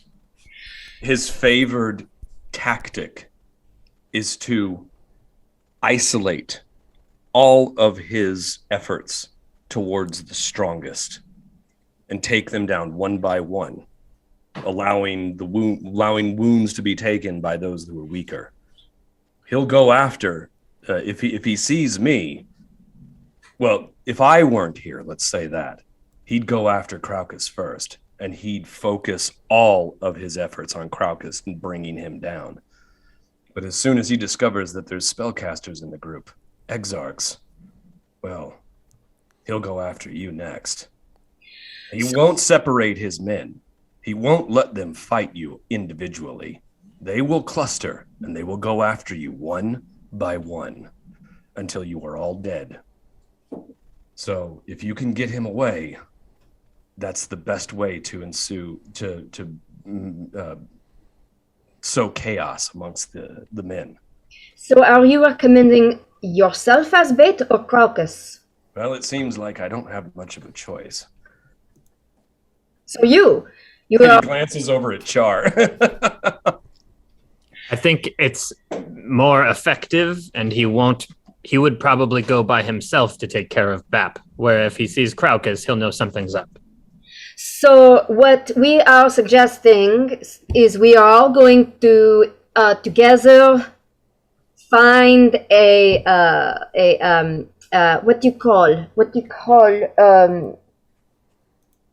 place to hide and ambush, yes, where he will not see us, and Bap will lead him to us, and there we kill him. I think so. To be clear, Char and I wouldn't have any spell slots left beyond our cantrips because we've been making water for everyone and extra water for Craucus. So we have cantrips. We're hobbled. May I make a suggestion? Yes. We could hunt them the Thrycreen way. What is this? We stay out of vision. We harry their rear. We pick off their weakest one at a time. That is not how I would do it, but I am listening. Eventually, we will anger your gladiator friend, and if he sees you, Craucus, he may even leave the safety of the group to pursue you, and all you need to do is lead him away. You will be faster than him in the sands. I have traveled with enough dwarves to know that you can outpace him. Even if we successfully remove the weakest links, it will be very difficult to do so without them raising alarms of some kind. I am with Geza. I am much more inclined to cut off the head. If we have an opportunity to cut off the head, I'm not so worried about the rest of the body. Yes, if we raise alarms to weak soldiers, that's who cares. But if we raise alarms to their leader before, we get a surprise strike on him, we're in worse shape. They will. Yeah, if we kill him, they'll all scatter. They won't be a force at all. But if we start trying to be Agatha Christie with them, the potential for backfiring on us is... Because we're not exactly the most nuanced, subtle group of travelers. What are you talking about? Well, Exactly. and we're not at our best either. I have access to no good spells. Whenever Craucus sneaks around, it's the Fred Flintstone bowling sound effect. Well, if you wish, I can make 3 of you, in addition to myself, invisible to the minds of all of the soldiers, and we can spring an attack where and whenever we like. In fact, we can walk right up to him, surround him, and kill him before he even knows we are there. Now, I think you're talking my kind of plan right now. I have a question. If we kill him, if I kill him, since they're used to following on a dwarf, would they follow me for the time being? How stupid are they? Yeah, exactly. Bap says they're not that. I mean, they're not that dumb. I doubt they'll mistake you for the gladiator. No, I'm not saying that, but I mean, if any one of us kills their leader, will they either acquiesce to what we want to do, be subservient, or follow us? Oh, he is talking about some sort of tribal honor. Well, that's not far off from what I was thinking. It seemed they were scared of their current leader. If we free them from him, will they continue to fight? Yeah, I mean, if you kill, Bab says if you kill Garrow, I can't imagine the rest of them would stick around. They might fight momentarily, but if they see that things are going to turn against them, I can't imagine they'd stick around. Let's go kill him. Yeah, we should just focus all of our attention on Garrow using this invisibility plan. I think that's the best thing I've heard. I think I will still recommend the ambush that will take him away from his people. Oh yeah, if we could be invisible around bait, even better. Yeah, so what I was thinking is we lure him away to ambush, and we make invisible our three most powerful, looking at least, our three most powerful adverse fighters, so he feels most inclined to underestimate who he sees, which would probably be me and who is the weakest next to me. Or weakest looking. Wait a second.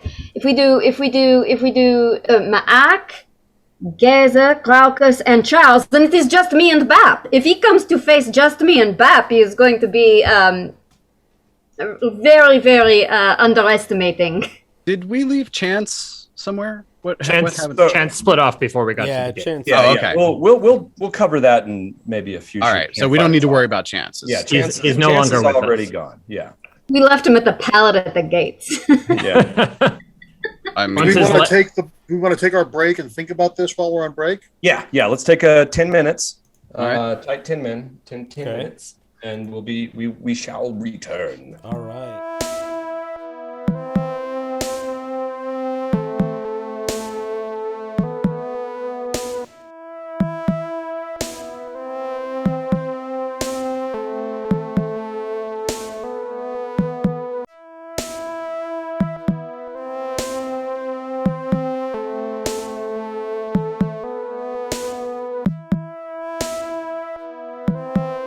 We're back. Okay.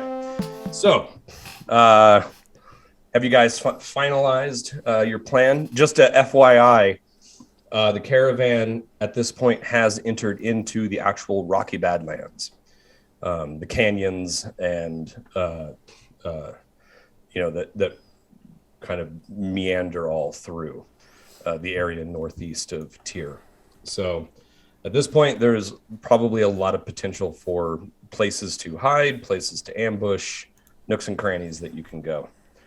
And once you finalize it, we can see now I have the caravan itself up.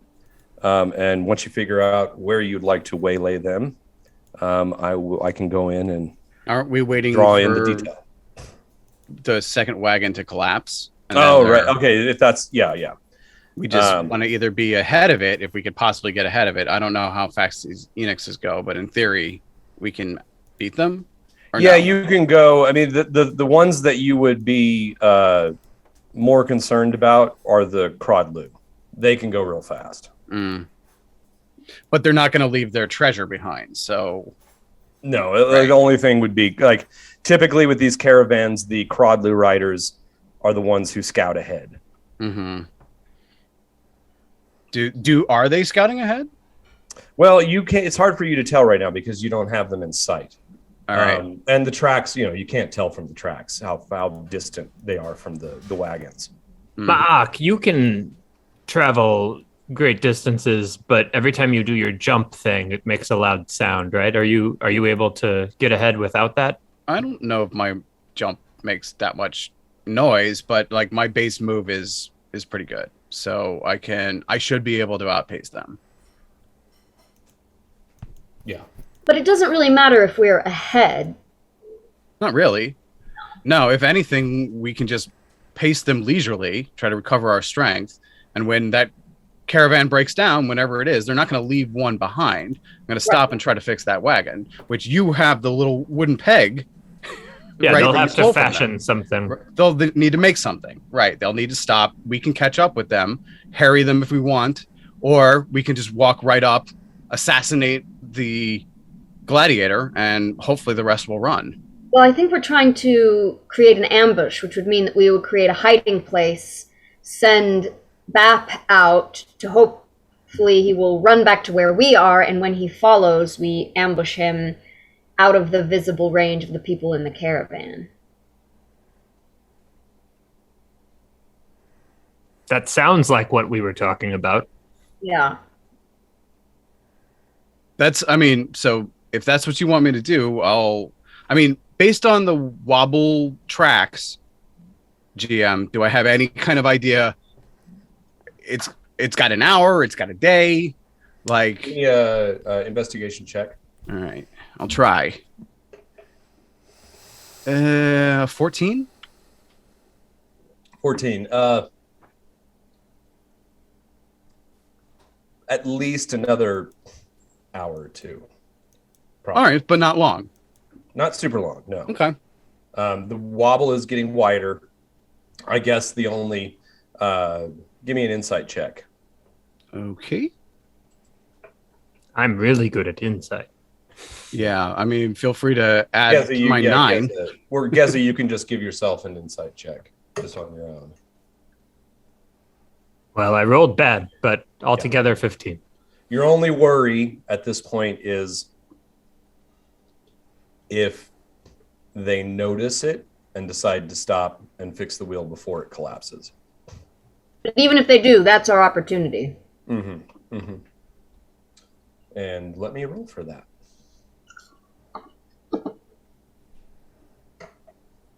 And are they retracing the steps that we just came from, or are they going down another similar path to where we've just been? It's basically the same path. All right. Well, Ma'ak has perfect memory, and as an Outlander, knows about geography. So in theory, I know the perfect ambush spot that's within an hour's travel. So Ma'ak will even visualize it and share it with everyone. Remember this spot? How about here? Yeah. Of course, like you know, there's no telling if that's going to correspond to when they stop. No, but it's nearby, and if the idea is Bap is bait to make them chase him, them into our ambush spot. Isn't that the point of here? Gotcha. Right, okay. Yeah. Okay. All right. So, give me a stealth check for Mock. Stealth or survival? This is going to be stealth, and all right. I'll give it to you with advantage. I'll take it with advantage. Since it's nighttime, you know. How do I give myself advantage? Or should I just roll it twice? Just roll it twice. Okay. So the first one is a 19, and the second one is a 9. So 19. Okay. After about after about another hour and a half, you round a bend in a canyon, and there's a straightaway, and you can see the caravan is stopped, and they are in, like, the wheel has not come off. There's a bunch of them standing around, yammering to each other, pointing, and you can see Garrow is yelling. You can't, it's a little too far away to really make out what he's saying, but he keeps, like, kind of pointing back in your direction, gesticulating, like he's obviously, like, really angry about something. Give me an insight check. Sure. These sleepers and their strange emotions. Okay, 9. Yeah, I have no idea. I think he's upset. But yeah, you can see that someone is basically shoving a bunch of stuff underneath the back of the wagon wheel to jack it up, so that they can, like, work on the wheel. Because obviously it has started to actually crack the axle. So it looks like they're going to have to actually replace the axle. Oh, I will turn to Desi and do my best through Mind Link to use the correct words. But congratulations, you wounded their second caravan and made it lame. Our time to attack is now. Which of your warriors do you wish to make invisible? You said I have 4, correct? Myself and 3 others. Then you, Geza, Cha'ar, and Craucus. And Desi, do you have a stealth spell, pass without trace, or something of that sort? My concentration is strong, but even the best Tekchakak can only make his packmates invisible for 1 minute. So we need to get close before I make us invisible. Well, I think we could place ourselves behind a rock or a bend or something so that you only cast invisibility as he approaches. I don't cast invisibility, but yes, of course, Geza, I can do what you say. I only know how I do things, so I speak within my context. Well, yeah, that's right. It's meta concert language isn't a barrier anyway. I know what you mean when you say it. So, all right. So, I look to Desi to give the orders. All right, I will look to everyone to find their hiding place, and then I will look to Bap and remind him subtly that if he does not do what we like, Chao is right there. Okay, so the idea here is that Bap is going to go forward and get the notice of Garrow, hoping that Garrow runs after him. Mm-hmm. And then he's going to take off and run back around the bend to where all of you are waiting, basically invisible. Mm-hmm. Yes. And then surround Garrow and do your business. Dirty business. Do we have, in where we are, is there a bottleneck so that if he comes in and someone gets behind him, he will be cut off from escape? I think that's sort of why we picked this spot. Yeah, right? let me draw a little map for you on the cool. top layer. Okay. So, And Bap, I'm thinking, you run out and you're shocked to see this man that you fear, and you exclaim in such a way that you catch his attention and then flee away, and that should be enough.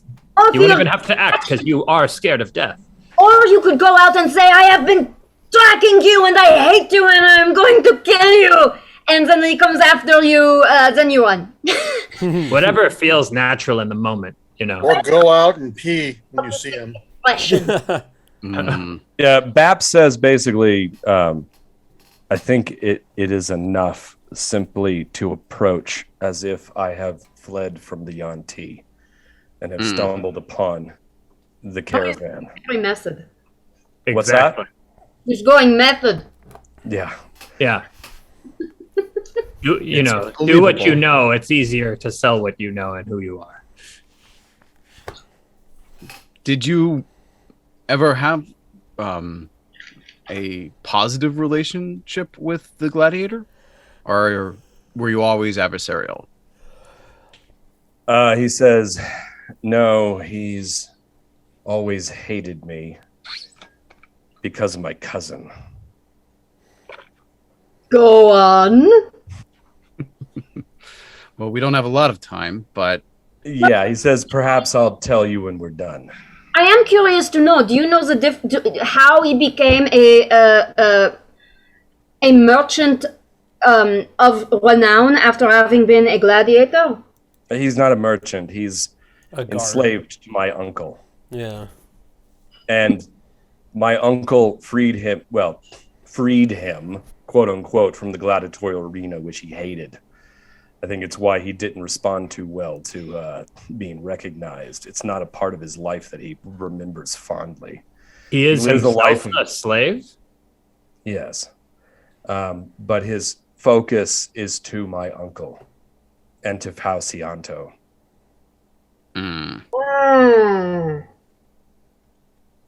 Is he scared of your uncle? No, he's not. He's not. My uncle treats him like a king. He gives him an actual wage, and he gets a portion of every caravan that he leads. So he makes a tidy sum. yes, in Alcazar silk. Well, So your uncle is not his sabu, he's his rais.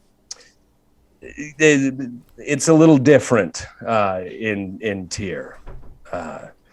There are enslaved individuals who have certain amount of autonomy and are allowed to make their own money. They just have to give their share to the patron. But he is not free to leave of his own volition. Everything that Garrow does is through the orders and instructions and allowance, basically, of my uncle. So his death will create an inquiry by your uncle? His death will disrupt their entire operation. Garrow is a ruthlessly efficient caravan driver. But He's not a good man. No. He knows what he carries, and he knows what's going to happen to those slaves in his wagons. He plans to return with the bolts of silk that we burned just a few days ago. Garrow believes deeply in the institution of slavery. I'm just concerned about an inquiry or this, just how this is going to haunt us, basically. I don't think we should ever give House Theonto the chance to learn about us. I think we attack them here, we attack them in Tyr, we attack them everywhere that they're weak, until what they have is yours. I think the only way to ensure that is to kill anyone who sees this happening. Obviously, the slaves we free, we won't be killing. Right. I just want to be prepared that if we do go to the city, that there may be an increased Yanti presence. Because of it. Well, probably not Yanti in the city, but they won't be expected back for days, if not a week or more. We have time before we'll certainly he is missed. get in the city before they know. Right. If assuming we can defeat him today. I'm just saying we keep this bee in our bonnet, that this may become back to be a consideration. Yeah. Yes, no, you're right, but it's already too late for us. We've already made enemies with both the Yanti and House Ianto. Oh, but Our only chance is to destroy them before they destroy us. I'm totally in. Bab says there's one other little thing, though. I forgot to mention. What? I don't See, I told you. Garrow or Bab says Garrow has another name that he's known by. The Silt Spectre. The He was from the Watchmen? Got him. Yeah. He's known as the Silt Spectre. I don't know exactly why, but they say he can escape almost anything. So you got to be ready, and you got to strike fast. This would have been good to know before. Well, Garrow, I know what we should do. A little jittery. We should drop BAP on him as a distraction. Jittery? What did you say? He is a little jittery? He says I get a little nervous around him. Because you have Hates me so much. Does he tell I know how he feels, BAP. Does he disappear? What is it that he does? I don't know. I've never witnessed his escape artistry. Kraukus, you saw him fight. I remember anything from that battle? He didn't have that name back then. No. He was just a renowned fighter. He was vicious and cunning. I remember him being particularly crude in how he would apply himself in battle. He would lure people. He would use his intellect, but that is not to discount his arm as well. Can we go full Senate with Julius Caesar and all attack him at once? That I feel like we we can. have to. We have to. We can't We do have this. to. This. Yeah, that's basically what you're Right. going to do is you're going to hold your action. Right. Yeah, and we're all going to So- simultaneously strike, and he won't even see most of us. Right. And also, you should know, when one of us spoils when you attack, you spoil the illusion. Well, it's not an illusion, but when you attack, you spoil it for everyone. We all become visible when the first person attacks. So simultaneous, yeah. So simultaneous attack before he can act is our best plan. Okay. He wearing Okay. So Can I just ask, was he, Yeah. when we saw him, when we looked at him, was he, besides the obsidian scimitar, did he have any silk on? he does wear. He wears leather armor, Mm-hmm. and he also carries a stone dagger on his belt. He doesn't have a silk ascot or bandana. Or one of those cute little half capes that they wear when they challenge bulls? But he is wearing a camisole. We just can't see it. I mean, he does have a shroud that is kind of just wrapped around his neck right now as a scarf for the cold. Can we set him on fire? I don't see why not. Well, Do it, baby. Only with practical magic, unless Aaron had Char or I any slots left, or had we already generated all water for the day? Yeah. Now that it's night, you would have definitely gone through and created all the water you could. Okay, That, so yeah, that we would have been something you do during the day. only have cantrips at our disposal then. Okay. Mm-hmm. Okay, so are you guys ready? Ready to kick it off? Okay, so Bap just looks back and he says, "Please be ready. It's going to happen fast." Just bring him back around the corner, Bap. Okay. Yeah, good. So he starts to wander off, and as he does, he starts to stumble as if he's weak and dehydrated. Oh, yeah. He's going to betray us, guys. He may not, but No, remember, he's going to.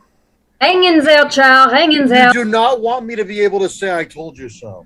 no, you're suddenly you may be right, but it's too Okay. late now. So here's the Remember, little map. no defiling. Here's the little map. Up here is where the caravan is. That's probably about, 50 yards or so. There's a large kind of stone standing in the cavern here, and then there's this kind of scoop around the edge. So most likely this is the best spot for your ambush. Okay. Up to you, though, what you want to do. No, that looks good. If he brings them between those things, between whatever Yeah. the thing is, and like if he brings them in that corridor, then we can encircle. Exactly. Okay. No, Okay. I'll go around. And Okay, and so before we start, tell me what actions you are holding. Okay, so assuming that Bap goes and is seen and we hear him coming back, when I hear him run as close to around the corner as possible, that's when I will activate Obscure, Okay. which will basically create a blind spot in the minds of anyone who we can see. Anyone in our group can see. Okay. So we should be invisible until we strike. Okay. And there's no wisdom save or anything for that? Nope. Okay, so it's just like invisibility, basically. It is, but yeah, it's essentially, it's got a few minor tweaks, but otherwise it's effectively the same thing. Okay. All right. Okay, so that's the first thing. And then what are the attacks that you all are going to make once he is in the right spot? I'm going to smash. Oh, Sorry, We'll just start from my vantage point. I'll start with Desi. I still have a cockra crap on my blades. Okay. I'm also the only one who is not going to be invisible. So if I You can just hide around the rock. You hug well, I back. will certainly hide for sure. I will, but I would much rather have his attention be on me and not break the spell than to break the spell early. No, we're all going to strike when you strike. Yeah, that you'll be the signal. That's perfect. I will be the signal, and I will attack with my wrist razors. Wrist razors. Okay. Cool. All right. Ma'ak. Ma'ak will most likely use Ego Whip, but if not, I have my Chachkachas and my Githka ready, and I would probably attack double-handed with the Githka if I don't use a psychic attack. Okay. Kraukus. I will smash him. Okay. And try to get his scimitar away from him. I will smash his scimitar. Actually, use it to kill him with I it. will kill him with his blade. That's poetic. And Geza. I will have my short bow cocked and shoot him with an arrow. Cock him with your arrow. I'm going to cock him so good. Cock him deeply. I will. And at last, Cha'ar. I'm going to make him watch Halloween Kills on a loop until his head explodes. How about you cock him deeply? Instant. That sounds like a coup d'etat. Can I use? There's two things I would like to do if I can. I don't know which one is doable. Can I do? I have a Searing Smite. Yeah. Is Searing Smite one of your...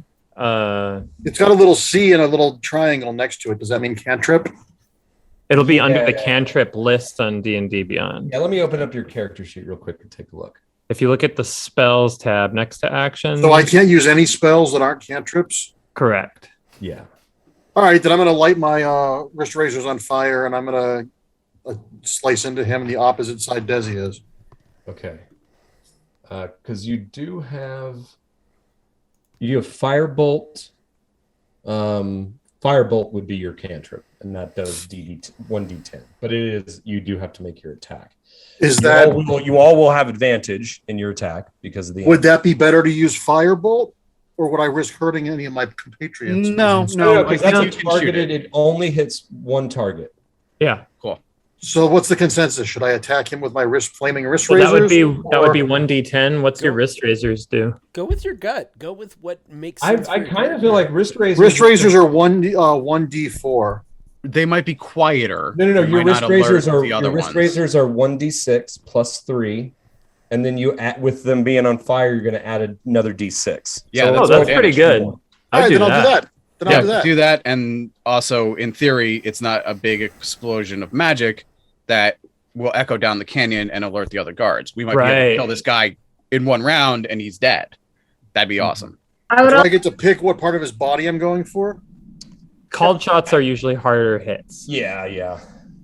Unfortunately, D&D doesn't really have much of a system for that kind of thing. So it'll be flavor text, depending on how badly you injure him, I might add in some other things. Now I miss Zarn. He had that, or they had that quiet talent. That was great. Yeah. Okay. Okay. I'd like to cast inspiration on Char, please. Okie doke. Do I have to roll anything for that? No. Okay. No, you just get to add. You will get to add that D4 to your attack roll if you want. Okay. So, okay. All right. So Bap begins to stumble off around the corner, and you hear someone shout to stand, not approach any further. You're pretty sure it's probably one of the guards who notices him first. And then you hear the bellow of Garrow. And he yells so loud you can all make out clearly what he says. And he goes, Baprasa! How did you escape from the Yanti? You fucking cur! And Bap yells back something you can't make out because he doesn't bellow the way that Garrow does. And then Garrow yells, well, it matters not. You don't have your cousin to protect you now. I'll bury you in the ground. And then you hear like a little yelp as Bap starts to run.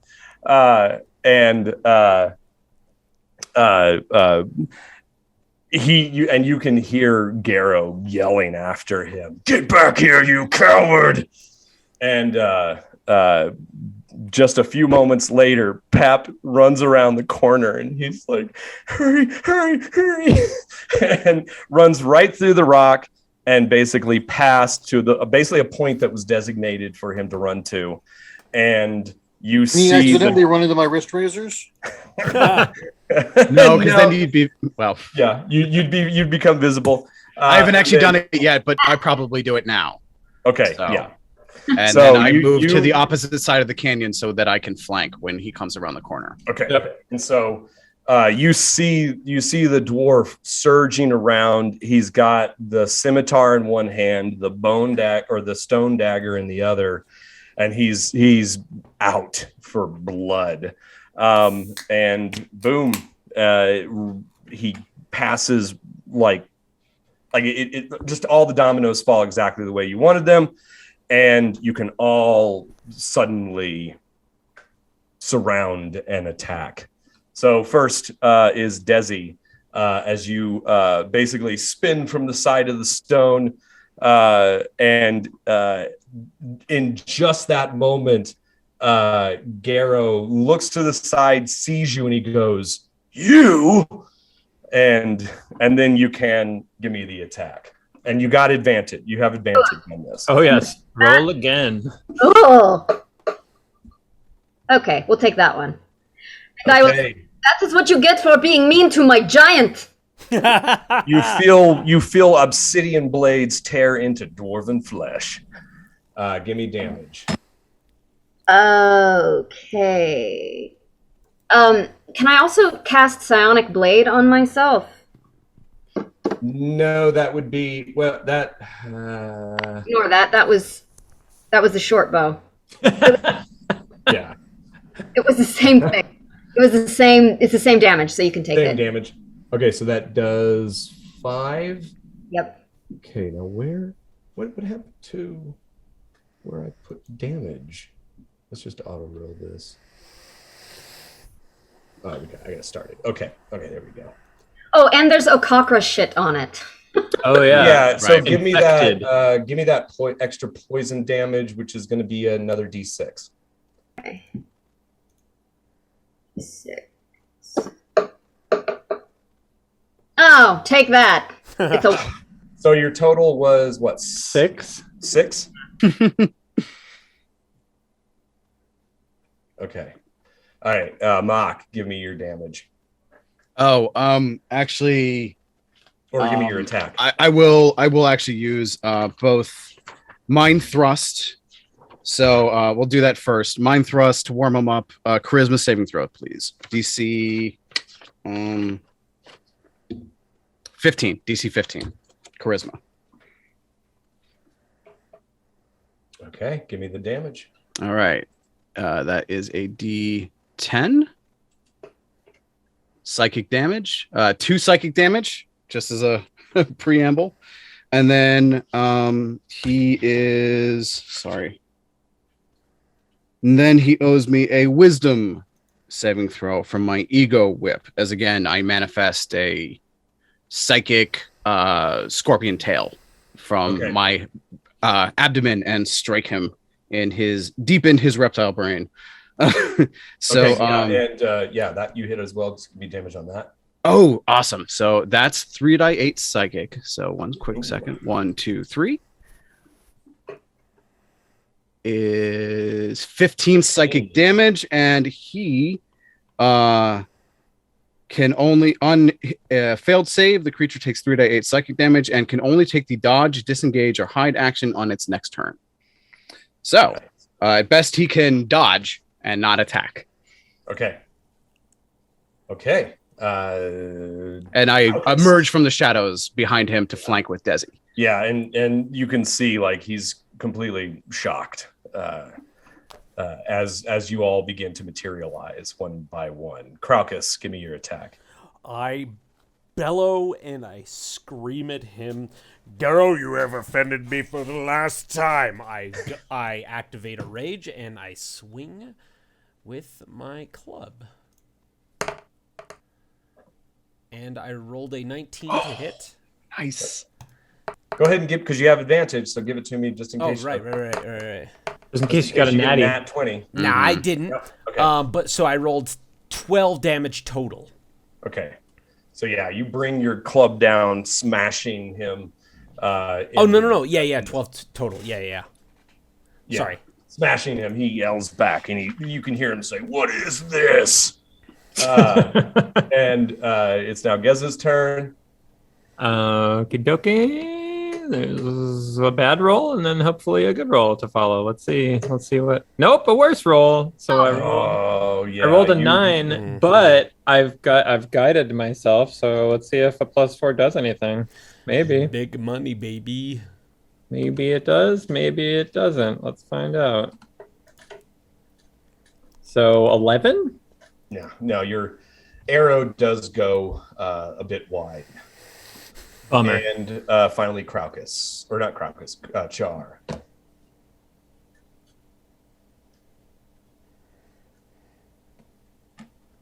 Char. Give me your attack roll first with advantage.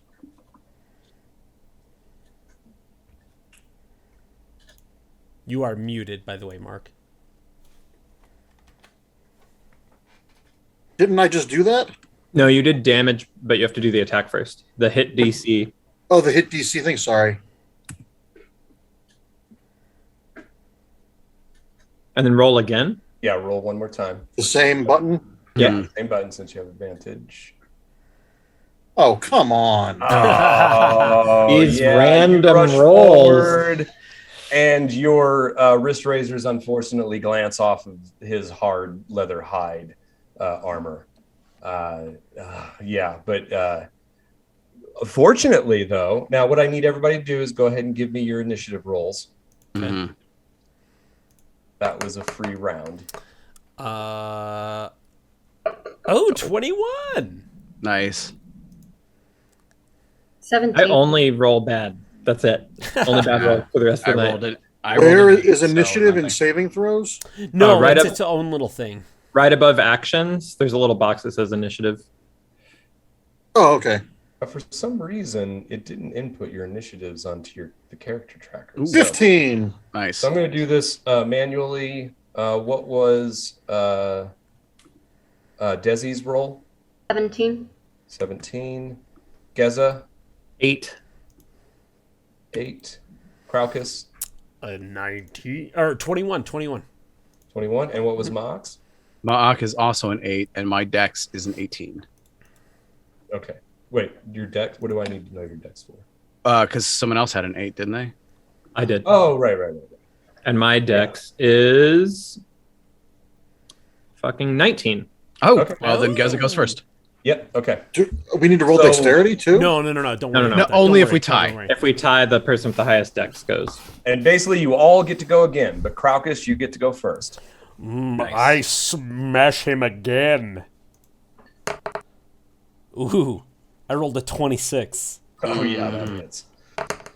And actually, we're all flanking, so we should still have advantage. Oh, okay. So, So you don't need to roll again. yeah, I got a gentle 20 on the second one. Yeah. So I do 9 damage with my second hit. Okay, doke. Desi. Do you get 2 attacks, Crocus, or not yet? I don't think so. I think I only get 1. I feel like I think there's- should get 2 attacks. There's but multiple things to choose from as a gladiator. It just depends on what he chose. Ooh. We that guess hits. what we didn't do. Oh, you didn't actually choose a path or whatever? Yeah, we haven't gotten there yet. So I should have a second attack, but we're just not. We're gonna ignore that for this game. Yeah. Well, now would be a good time Hush. to grapple and take his weapon away. So I trust I hit him for 8. Oh, I should have grappled, huh? Wait, 2, 1. Okay. Yeah, you slice him up good again. And he's screaming because the poison is starting to... He is You, festering. you can see like the muscles, he's bulging and his neck is like tensing up as like the veins start to bust out of his, like, you know, his arms and his neck. It's like Snippet from the 90s. Cha'ar. Okay.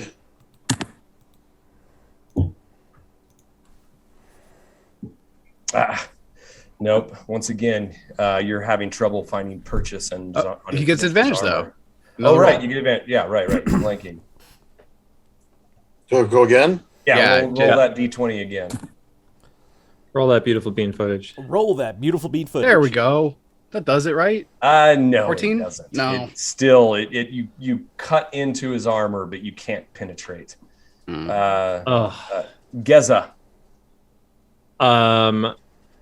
Geza is just so sad that his arrow didn't hit that he's not even going to recock an arrow. He's just going to Toll of the Dead at this guy. He needs to roll a wisdom save of 15. Give it to me. Oh, wait. So that's wrong because he's taking damage, so it should be a 1d12, not a 1d8. Okay. Then just roll me a D12. Yep. Fuck you. Here we go. 10. 10. Nice. Good damage. Man, yeah, he is like, you have wounded this dude like crazy. Your arrow goes like straight through his shoulder. He's screaming. Blood is pouring on the sand. Oh no, this was not an arrow. This was Toll of the Dead. Right. a dolorous bell filling Yeah. the air around him for a moment. Yeah. And it's necrotic damage. Yeah, and when that happens, he begins to scream, and he drops the dagger in one hand and puts his hand up against his ear to try to drown out, to muffle the sound of the bell tolling as he yells and howls in pain. Ma'ak. All right. I am going to attack him twice with my Githka. So, first attack with advantage.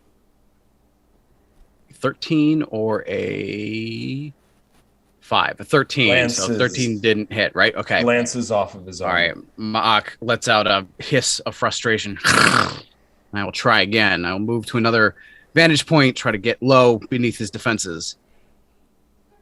A 14 or a... nat 20. Does it? Oh, nat 20. Nat 20. Woo-hoo! Okay. I'll take that one. Ding, ding, ding. All right. So since I'm using 2 of my 4 arms, I get to use 2d8 plus 4 piercing. So that's 14 plus 2d8 is 12. 26 damage. Holy crump. That's how I do it. So that was 26 total. Yes. Holy shit. Okay, that was the first, and the first one was First one missed.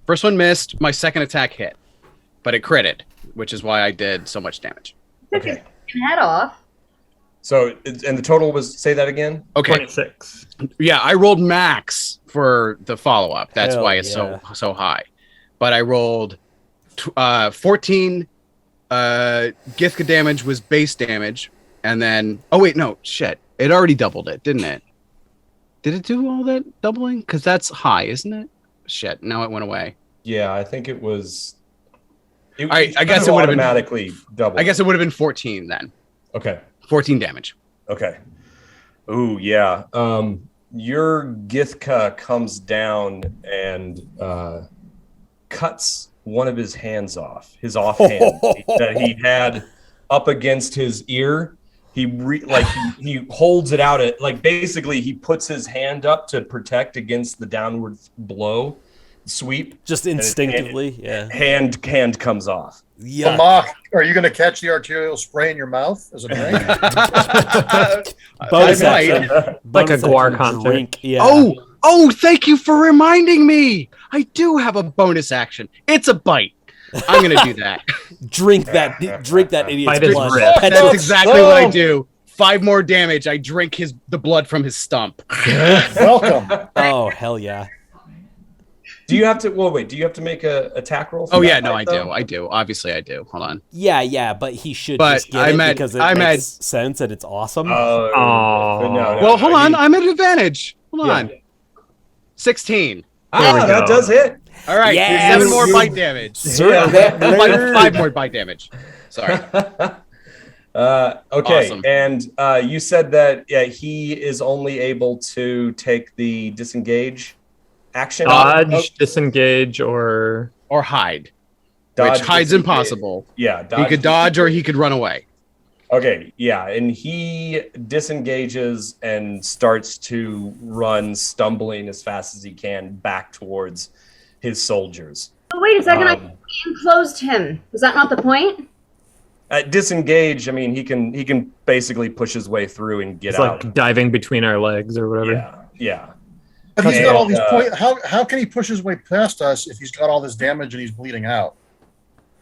Yeah. He just basically he just does like a fancy sidestep, pass, like basically stumbles, pushes his way aside, does a bit of a turn, and then starts to run. Does he double? So he double moves, or Yeah, he double moves. Can you double move when you disengage? Yeah, Okay. Yeah.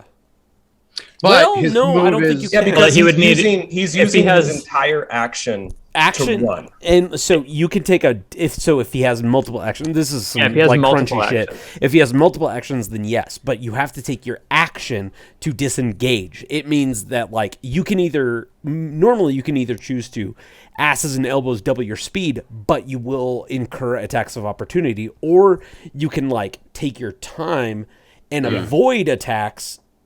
And move at normal speed. That's So typically how it works. Initially he moves 25 feet back away from you. He wheels, and obviously he has more than one action. I'm not surprised about that. Yeah, no, Begins it's fine. to run all out. Okay. Is Brock still around the attached to corner. his stump? What's that? No, it was Brock still attached to his stump? No, he's able to rip his stump free as he disengages. he's Yeah, not that doing didn't count great as though. Yeah. It didn't count as a grapple. It was just Yeah. It was just a quick Cool chomp thing. and suck. You know, Desi, do you like still have- online, a quick Does chomp Desi and still have suck. poop left? Because if someone can run up to put poop on that stump, he's done.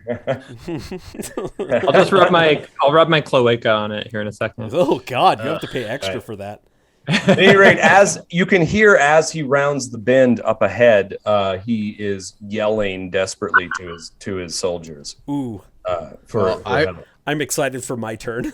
Yeah. But we are back around to Craucus. Yeah. Craucus Ruckus has got a better move. Craucus is tearing ass after him and bellowing, and if I don't have enough room to reach him and attack, I am going to perform, and it is going to be A love ballad. yeah, no, it's going to be a like death is upon you. Craucus the Slayer is here now, and no one will escape. If I can't attack, I'm going to roll a performance, but I don't know the logistics of how far away he got. Okay. So yeah, when he obviously has more than two moves, because when you round the corner, he's moved basically about 75 feet away from where he was. Okay. Yeah, no, my goal is, if I can't get to him, I'm going to terrify everyone by screaming and being... Give me an intimidation. Okay. Yeah, there you go. Okay, I am proficient in... And as you run, I mean, the thunderous footfalls of this 1,100-pound half giant. So that is a 17.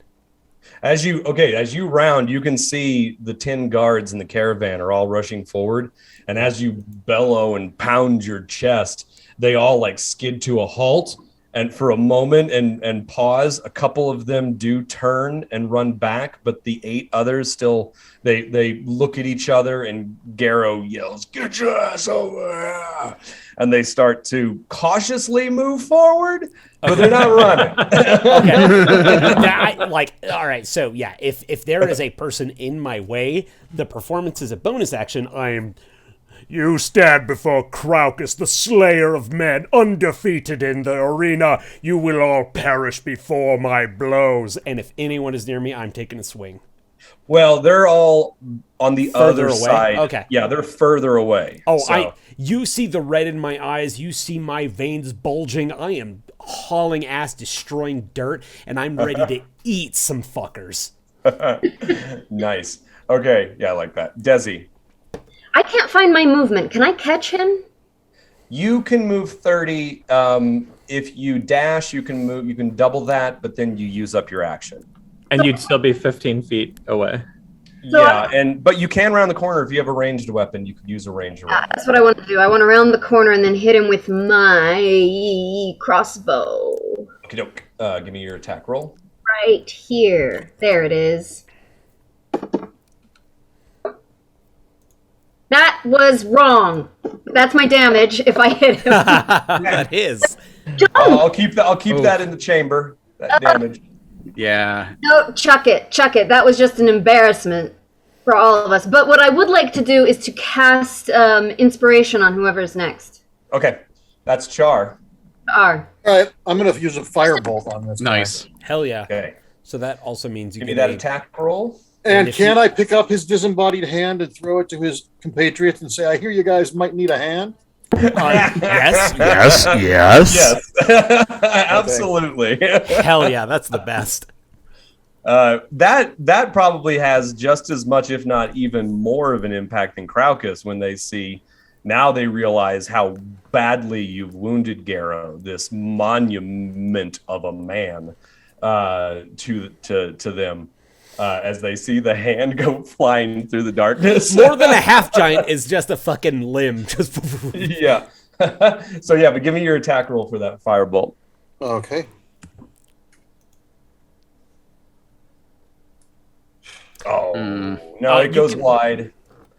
But the hand does a trick, and let me do a little quick morale roll on my girds.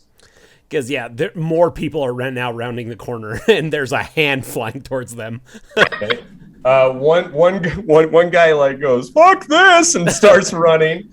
His name is Bill of Paxton.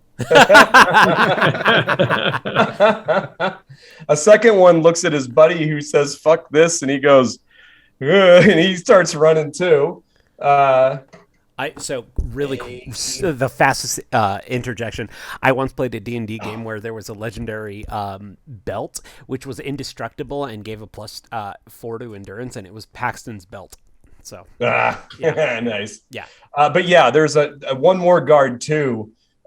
Just like wets himself. You see a slick in the torchlight.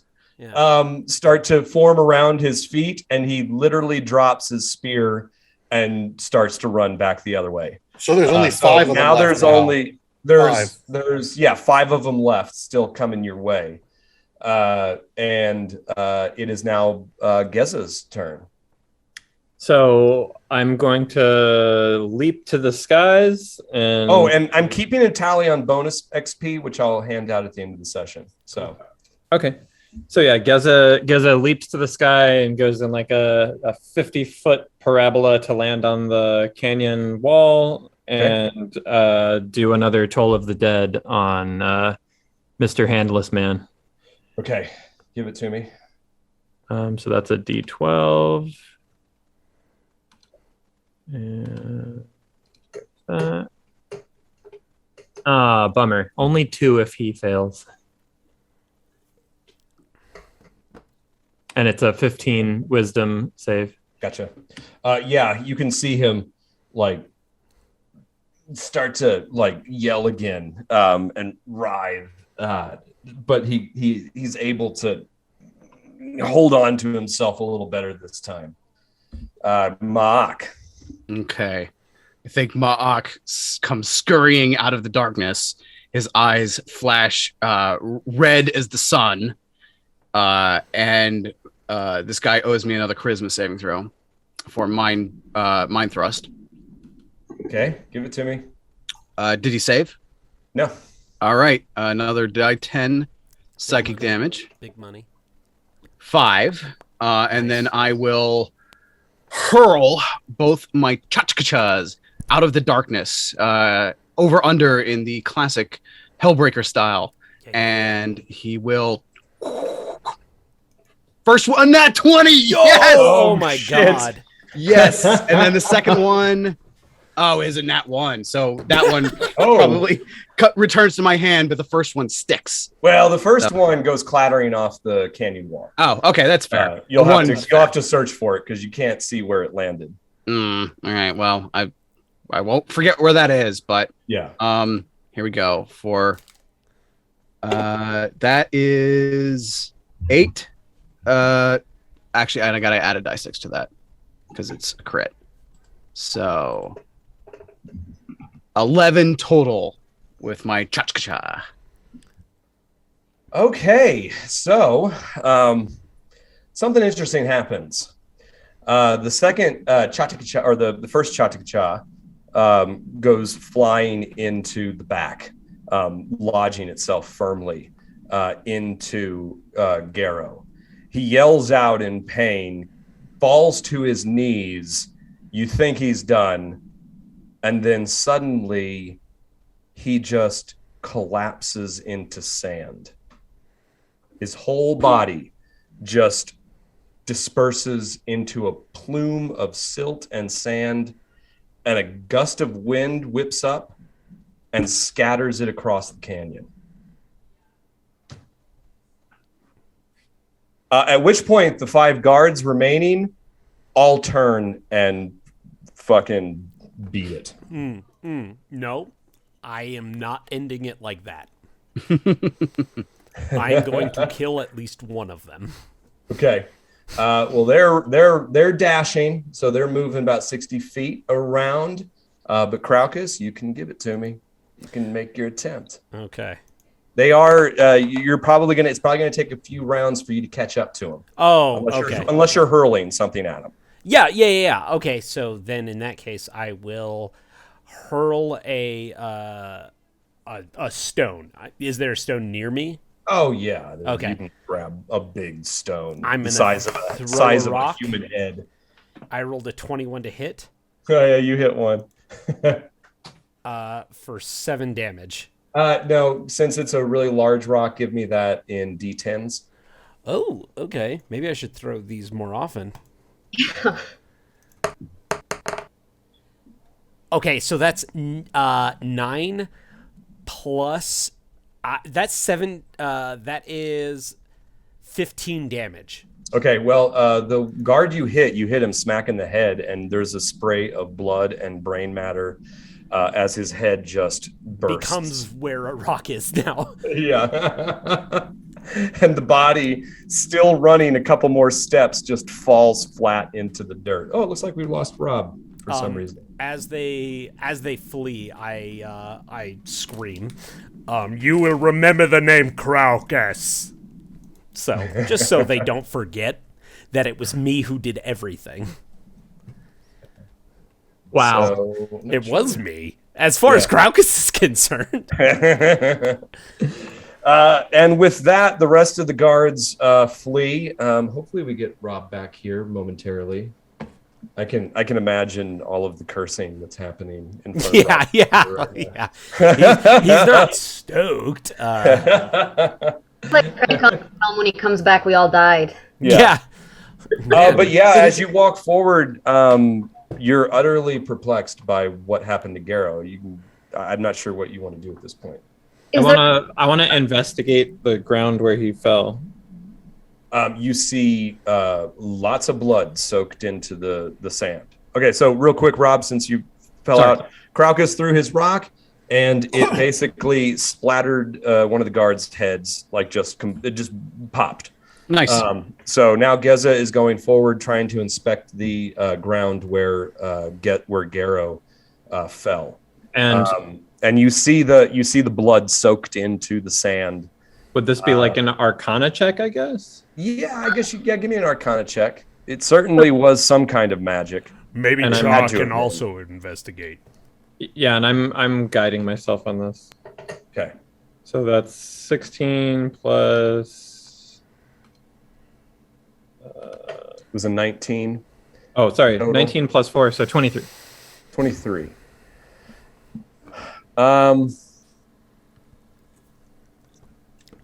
You're suspicious that Garrow did not actually die and turn to sand. I had a feeling. Oh! There must be some magic. Perhaps he is in possession of some item that gives him a last resort out. But I Did Bap can't. help him? Roll in But Arcana. Yeah, No. I mean, Can I do that? yeah. I mean, I rolled Yeah. a 24. I don't. You'd have to roll even better than a 24 to get better than what I'm getting out of it. Well, let's try. What did you ask, Mark? If Bap is in on this, because this is fishy as fuck. Well, I mean, he probably has a magical artifact of some kind, but It could be something placed upon him, too. Yeah, Bap so comes it wouldn't back up. be- Bap approaches, and he witnessed what happened. He was standing there at the bend behind you as you guys. But it would be really smart of Bap to tell us that he hates him and wants to kill him, and this is all a pre-planned thing. That if he ever, Bap is not the big bad. What would he have gotten out of it, is my question. Well, I mean, and Garrow his seemed reaction like was he pretty was out. Like, I mean, Yeah, Garrow definitely wanted to kill him. Do I I probably would have suspected that he had some kind of wild talent. That I mean, would you let can him do always that, give me but- insight checks too to try to get a sense of BAP's intentions. And, I'm not worried about sincerity. So, But what does Bap say when he walks out? Is this a surprise? I got to a Bap? natural 20. for what? Insight. Oh, I mean, for insight, you are absolutely positive that BAP is terrified of Garrow. But- I mean, he's still shaking when he Bap- approaches you. Is Bap aware of this skill? Does he know what's happening? Well, all he Well, he says is called him- like he says that must be why they call him the Silt Spectre. Does that mean he'll recoalesce soon? I don't know. Look around with my weapons drawn. Is there Oh, the actually, no. possibility? I want to collect my tchotchkachas. Can I do that? Mhm. Okay. It takes you a little bit, but you find the other one. All right. Is there the good. possibility that this was just sleight of hand? There was actually no magic involved, and he has like tunnels and stuff that he can go through. He has pocket sand. I don't know what that means. But the ground, It's I mean, like it's a inspect hilarious joke. You inspect the ground where he dissolved, and it's solid. There's no hidden tunnels or anything like that. Did Well, all of his this- stuff is gone too? Like his obsidian blade is gone? Yeah. He's like all that's left is the blood that was pouring on the sand. All right, then can I scoop up all the bloody sand and light it on fire? So, Yeah, just do a Sure. fireball. just because he might, if he can do this, why can't he reabsorb his blood from the sand and heal? So I should keep some of it and make a voodoo doll. that's fine. We can mix some of his bloody sand with the bird shit on your blade. Oh my god. What you about- guys are lunatics? Ma'ak, is there any way to like detect someone in the psychic space that we can't see but they're still here or something? I was considering it. My strength is waning. Yeah, I mean, you could try life detection if you wanted. I mean, because I feel we're fucked if he isn't dead. yeah. No, I agree with you. I mean, okay.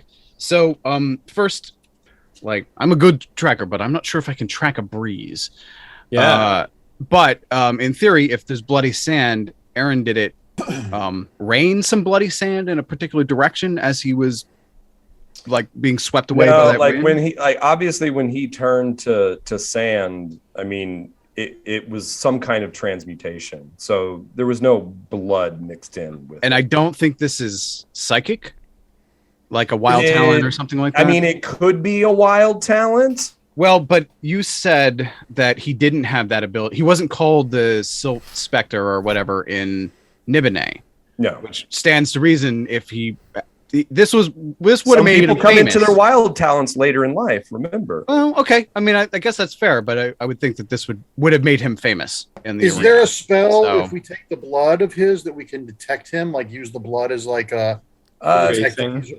There's a possibility. You would have to find the spell, and you'd have to consult like a true wizard. BAP doesn't know it. He's not powerful enough to really understand what's happening here. All right, then Aaron, I'm gonna do that. I'm gonna spend the psi points on life detection, and I will, as long as I concentrate, it'll last an hour.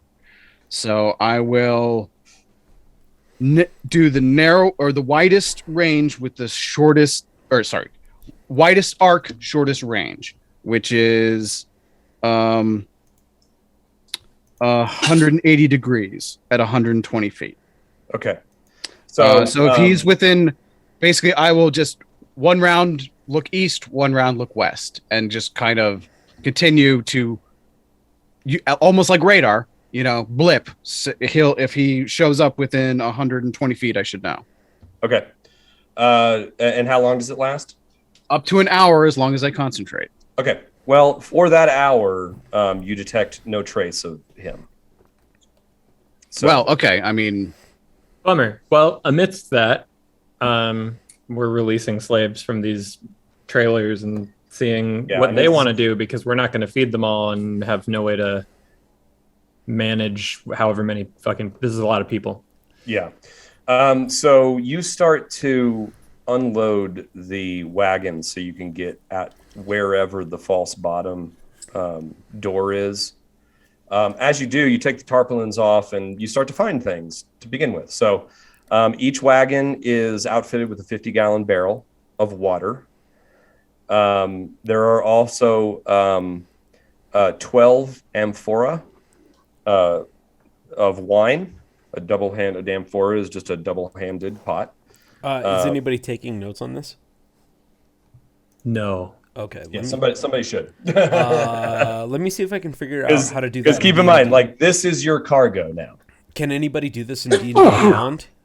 I'm writing it on the back of a coupon with a Sharpie. Okay, you do that. I'll figure out how to do it. No, later you can do it D&D Beyond. in your character sheet under your notes tab. I'll BRB. So yeah, let's pull up. I'll pull up Rob's character, and if you look inside your character, Notes. yeah, notes. So just in notes, and you should be able to add whatever you want. I would probably put this under inventory though. Yeah. Or just put it under notes for now, and we can under other where it says add other. Sure. So, yeah, and figure out that later. So okay, so having said that, there are 12 amphora of wine. You get a sense it's you can't quite tell exactly what kind of wine it is. There are some we will when we stamps. drink it. Yeah, there are some stamps on it which probably identify the make, or the vintage rather. Of course, you can't read it because it's none of you can read common, and you're not sure if it's common or if it's like one of the unique merchant languages that are unique to each house as just a marking system. But it does have a particular image stamped. So Essa doesn't read common? no, none of you know how to read or write common. I thought that was the whole I point. thought that's what I Oh, do. don't I? No, you read and write And- Dwarven. Dwarven, right? And that what makes sense. But what does Geza read and write? No, What does you're he- learning how to read and write, so you can make a check to see if you can make out if it's common, and if so, perhaps you might know know those words. Oh, okay. What do I roll for that? Just an intelligence check, Okay. or I guess it could be also we could call it a history check. Oh, guess I mean, that's the closest thing to land. it's the same thing either way. Yeah. Well, that was a nat 20. nice. Oh, okay. Well, it's not. It's definitely not common. Okay. So it probably is either some kind of sigil denoting, a house, or the winemaker itself. Okay. So having said that, so those are the 12 of those. Like I said, there's 3 50-gallon barrels of water. And then each of the wagons contain 10 bolts of regular silk. Hey, mine, I call it. So that's 30 bolts total Yep. of decent quality undyed silk. The first thing Mark does is refill his water skins and encourage everyone else to do the same. I'm And then sticking my head in a. and one more thing, there is a lock box as well. It is locked. I'm not going to make you fiddle with it. You can get it open. Okay. It's not trapped or anything. And inside that lock box are 5 silver pieces and 50 ceramic bits, or 50 ceramic pieces, not bits. Sorry. Okay. All right. Nice. Woohoo. And and then there are dry goods, food.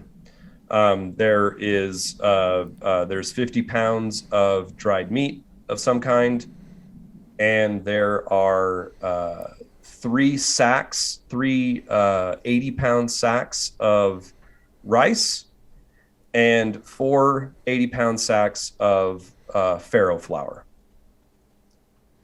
And then there is a small pony keg of broy, which is basically a Thasian beer. Geza, you're writing all this, right? I got it all. I will As you carry it. start to take things off, you can start to hear the people trapped inside the bottom. the false bottoms of the wagons. And doesn't take too long to find. It's a real simple, just trap door. It's underneath, like there's a reed mat laid down underneath all of the goods.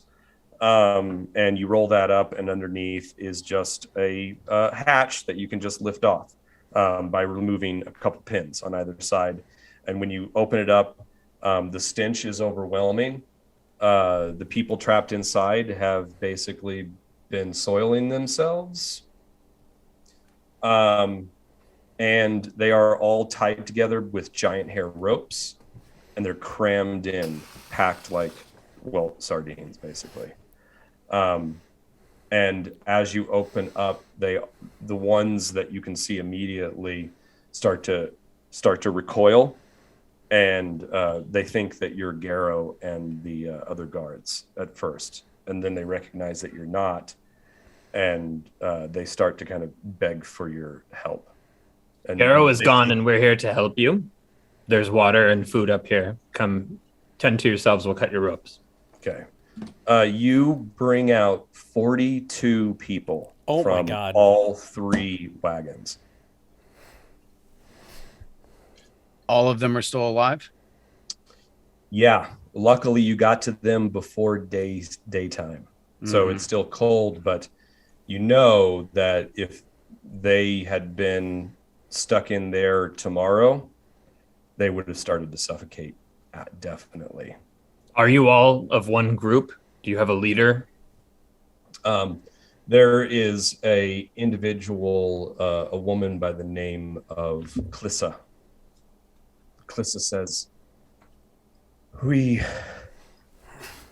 aren't slaves. We were kidnapped from the Warrens in Tyr by Halcianto. They've been gathering us up to smuggle us out of the city because Kalik is taking all of the slaves to work at the ziggurat. Thank you so much. What will you do with your newfound freedom? Back to the city? You have people say, like, I must get back to my family. My husband must be missing me. And my wife. My sons can't survive without me. And I have a daughter. And I have, and all of them are like, there are several of them who do say, like, I have no attachment. I won't go back there. Mm-hmm. I would suggest any of you who can go elsewhere, because if you go back, what's to keep you from being captured once more? We will also need help, though. We will need help getting these 3 caravans back into the city. There's like a group of about 30, let's say like 25 people who say they don't want to go back. The rest have ties that they can't let go. They've got family, they've got friends, they've got business. They have their entire lives in Tyr. They are all from the Warrens. The Warrens, you find out, because none of you have been to Tyr. Well, no, most of you have not been to Tyr. Char, you have been to Tyr. You've been to Tyr many times. You often go on caravan trips to resupply, especially because the mines of Camelot are constantly in need of Agafari timber to build the support structures inside. So you know the Warrens. The Warrens are basically the slums of Tyr. It's where all of the downtrodden, the poorest of the poor, the cast outs, as well as like all of your ne'er-do-wells, you know, your crime, all of that. That's where they live. And it is a dismal, awful place, but you know, if family's family, you know, you have people who have like children that they have been taken from, and they're terrified of what's happened in the past like week since they've been taken. They're desperate to get back and hopefully find their children. So whoever wants to come back, I would love to talk to as many people and get as much intel about getting in and out of the city and the sort of structure of the city as possible. Just any intel that might be useful.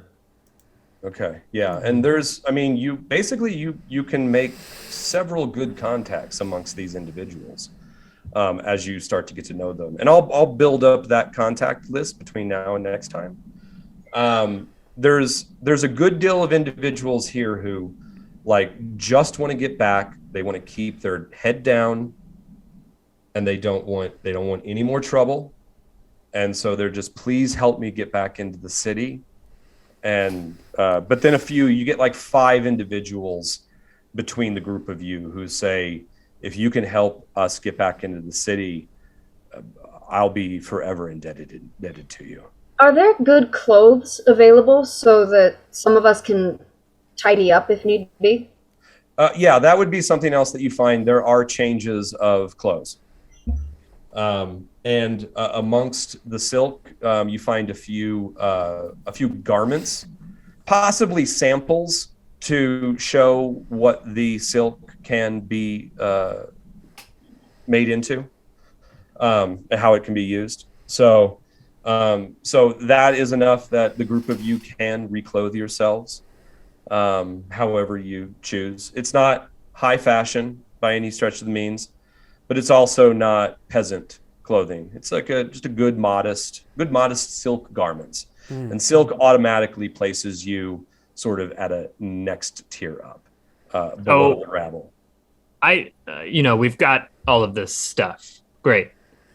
My concern is those that we didn't kill have gone back to the city, and the guards will be on the lookout for carts, 3 carts, and people matching our descriptions.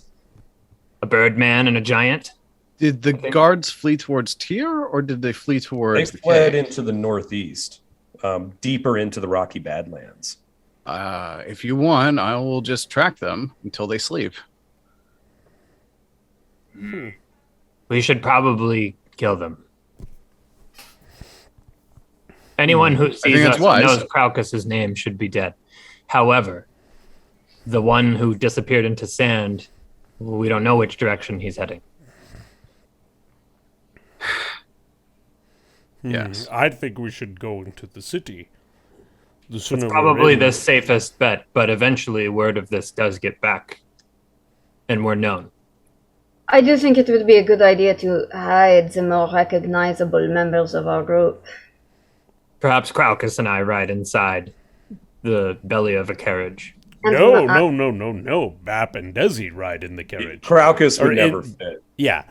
And you are here with me, and we are here to fight. And we hide Desi and Bap inside the compartments. Yeah, and unfortunately, the people that you freed, those who want to get back into the city, probably will have to ride back in the way that they came out. It's probably going to be hard getting them to, go along with that plan, but it's probably, you realize there will be fewer people in there, and we can give them water and stuff. It won't be that bad. Mm-hmm. Now, the group that do not want to go back, they do ask you if they can have one of the wagons and some of the food and perhaps some of the goods so that they can try to make some new life for themselves. I say, of course. I look to you all. Okay. So I'll leave it up to you to decide how much, you want to give to them. I assume you just leave them with the 50-gallon barrel of water that they have on that wagon. You will have to, if you want to take both of the other wagons back, you will have to fix that axle, which could take a while. We shouldn't need more than one, right? One wagon for everything we need. How many people? You said half the people want to come back. That's 25 do not want to go back. So that leaves 17. Oh. All 17 right, people, and you could theoretically cram all of you into one wagon. And also, some of them could walk alongside, or some of us could walk alongside. And you could certainly dress them up as caravan guards. There are a lot of weapons left from the guards that fled. And the armor on the body of the head exploded one. And the fucker, before he disappeared, did drop one of his weapons because it was in his hand that was cut off. Yeah, and once again, you have five silver pieces. That is a princely sum in Athens. I have a huge question, right? Is his hand still there, or did the hand turn to sand? Ooh, that's a good question.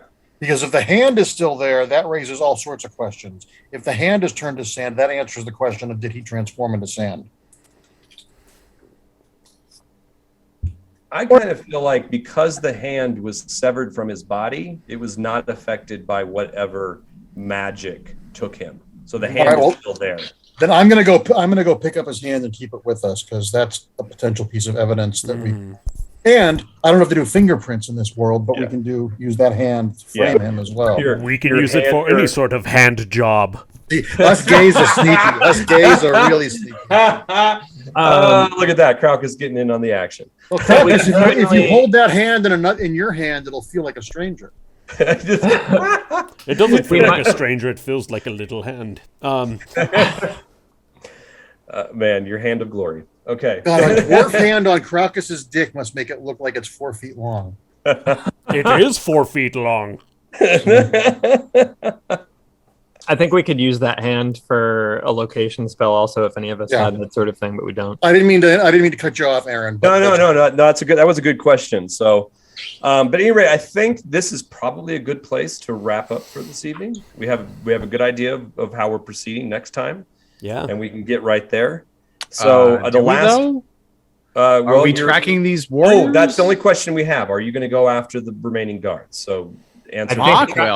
Tracking the warriors is a longer task. It probably behooves us to beat the Sand Spectre back home because he will put the guards on watch. And I would say no need. They have betrayed the trust of their captain. What option is left of them but to become highwaymen out in the Badlands? No one would hire them for abandoning their post. All they have left is to become brigands. Bap agrees. Bap agrees. He says, if Garrow is still alive and he gets back to my uncle, those men will all be as dead as I am if they're ever caught. Okay. That's good enough for me. Where would Garrow go? Back to the city. If he's alive still, he'll certainly go back, not to the city, to House Ianto, to Fort Ianto, which is about 10 miles southwest or southeast of the city. That's where my uncle lives. So it's back in the direction of the city, but past it, or yeah, it's to the southeast of the city. And the city is southeast of us, or southwest of you. Okay.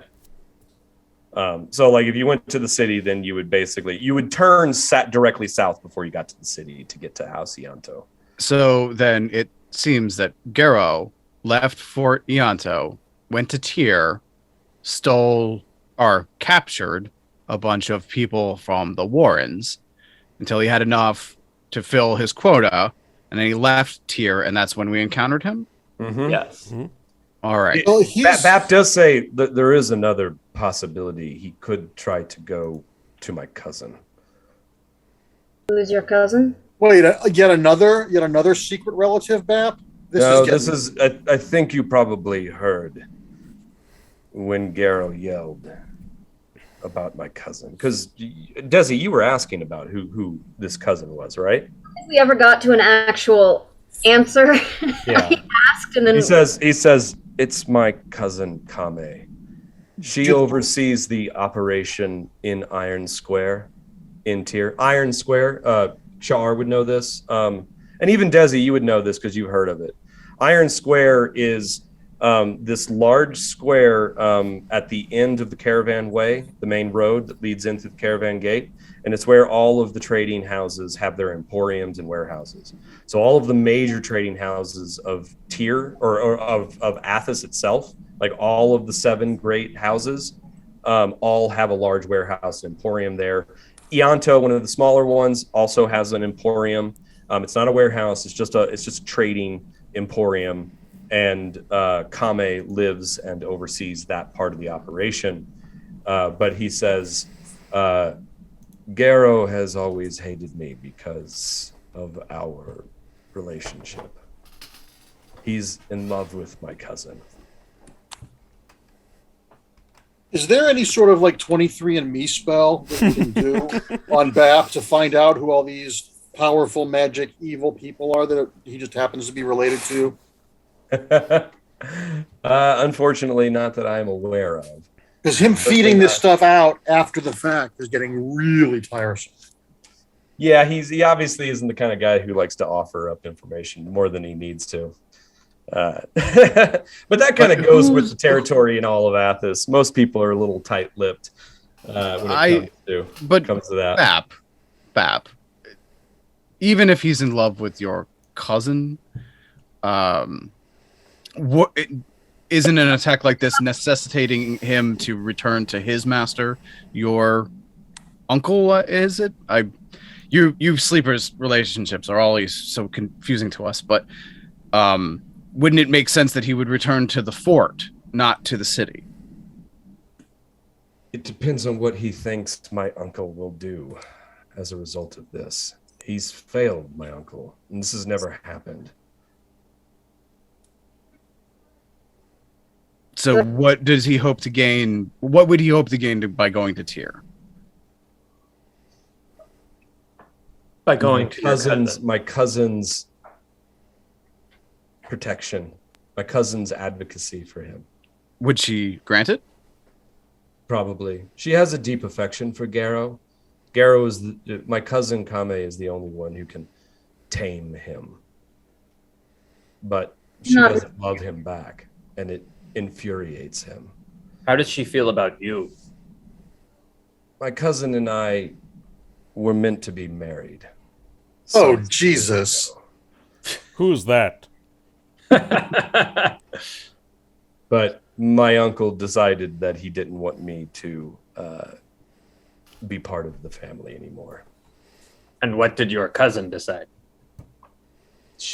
Her allegiance is ultimately to her father and to the house. There's nothing that we could do. But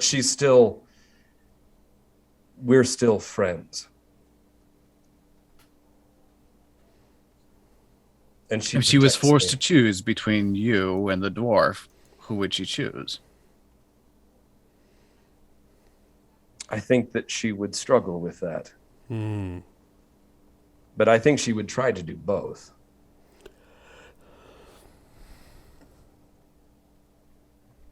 Your family sounds awful.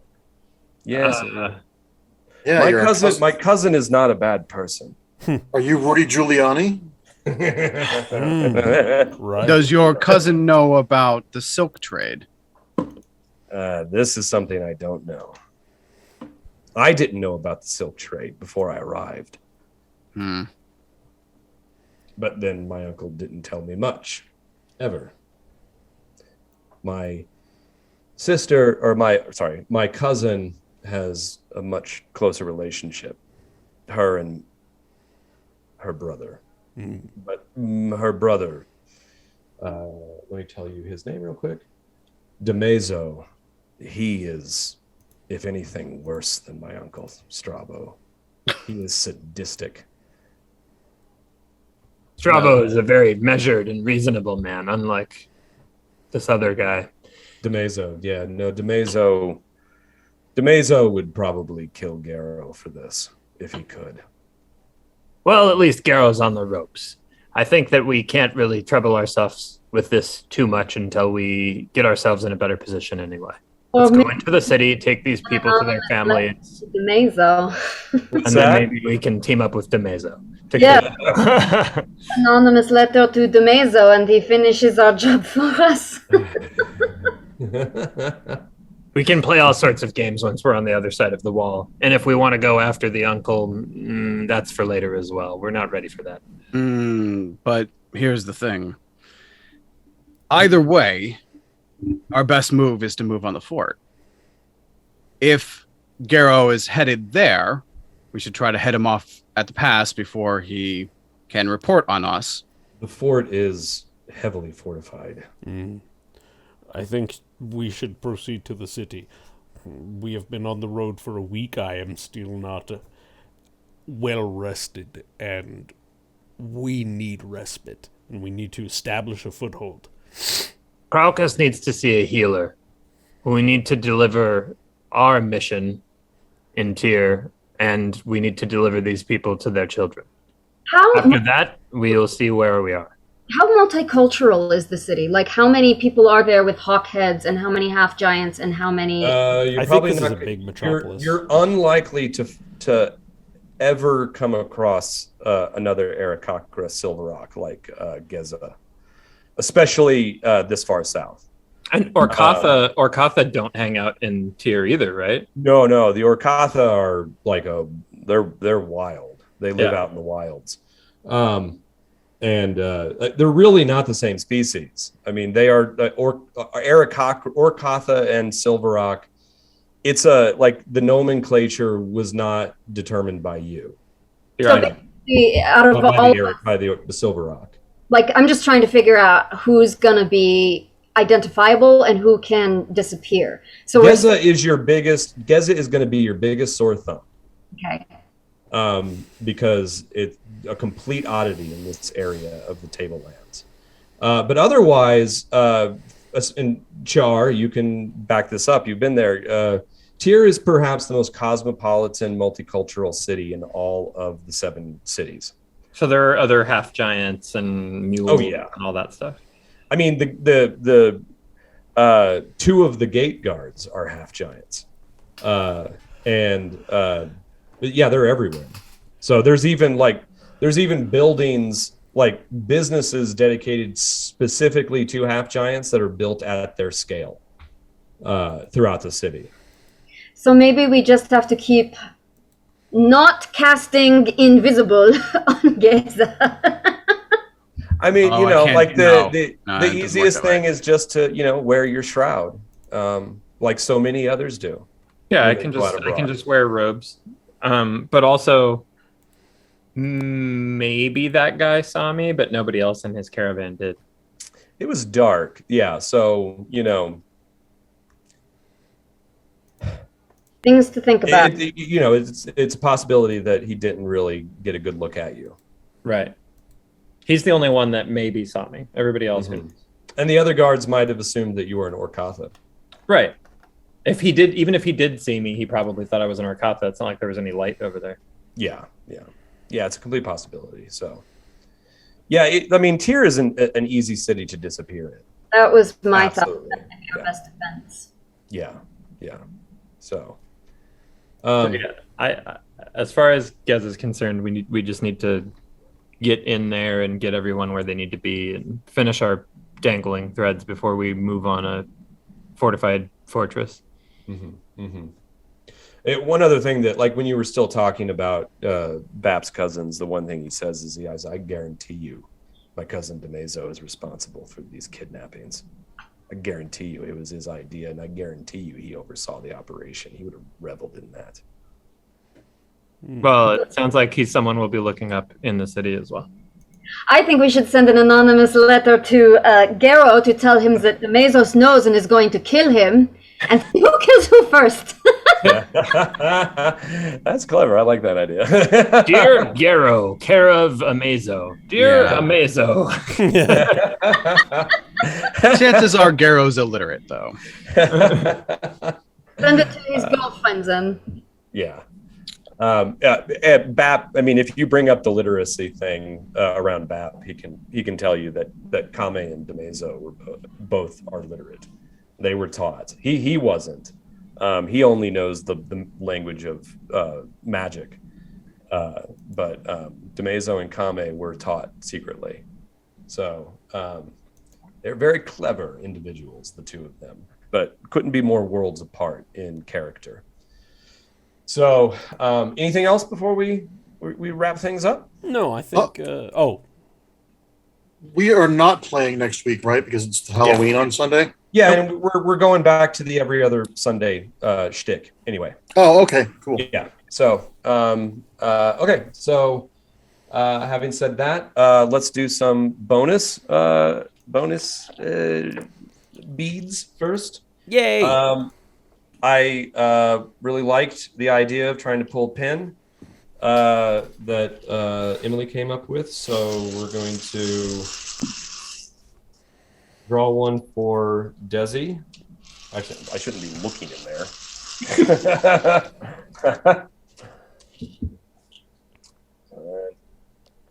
And it is a boon.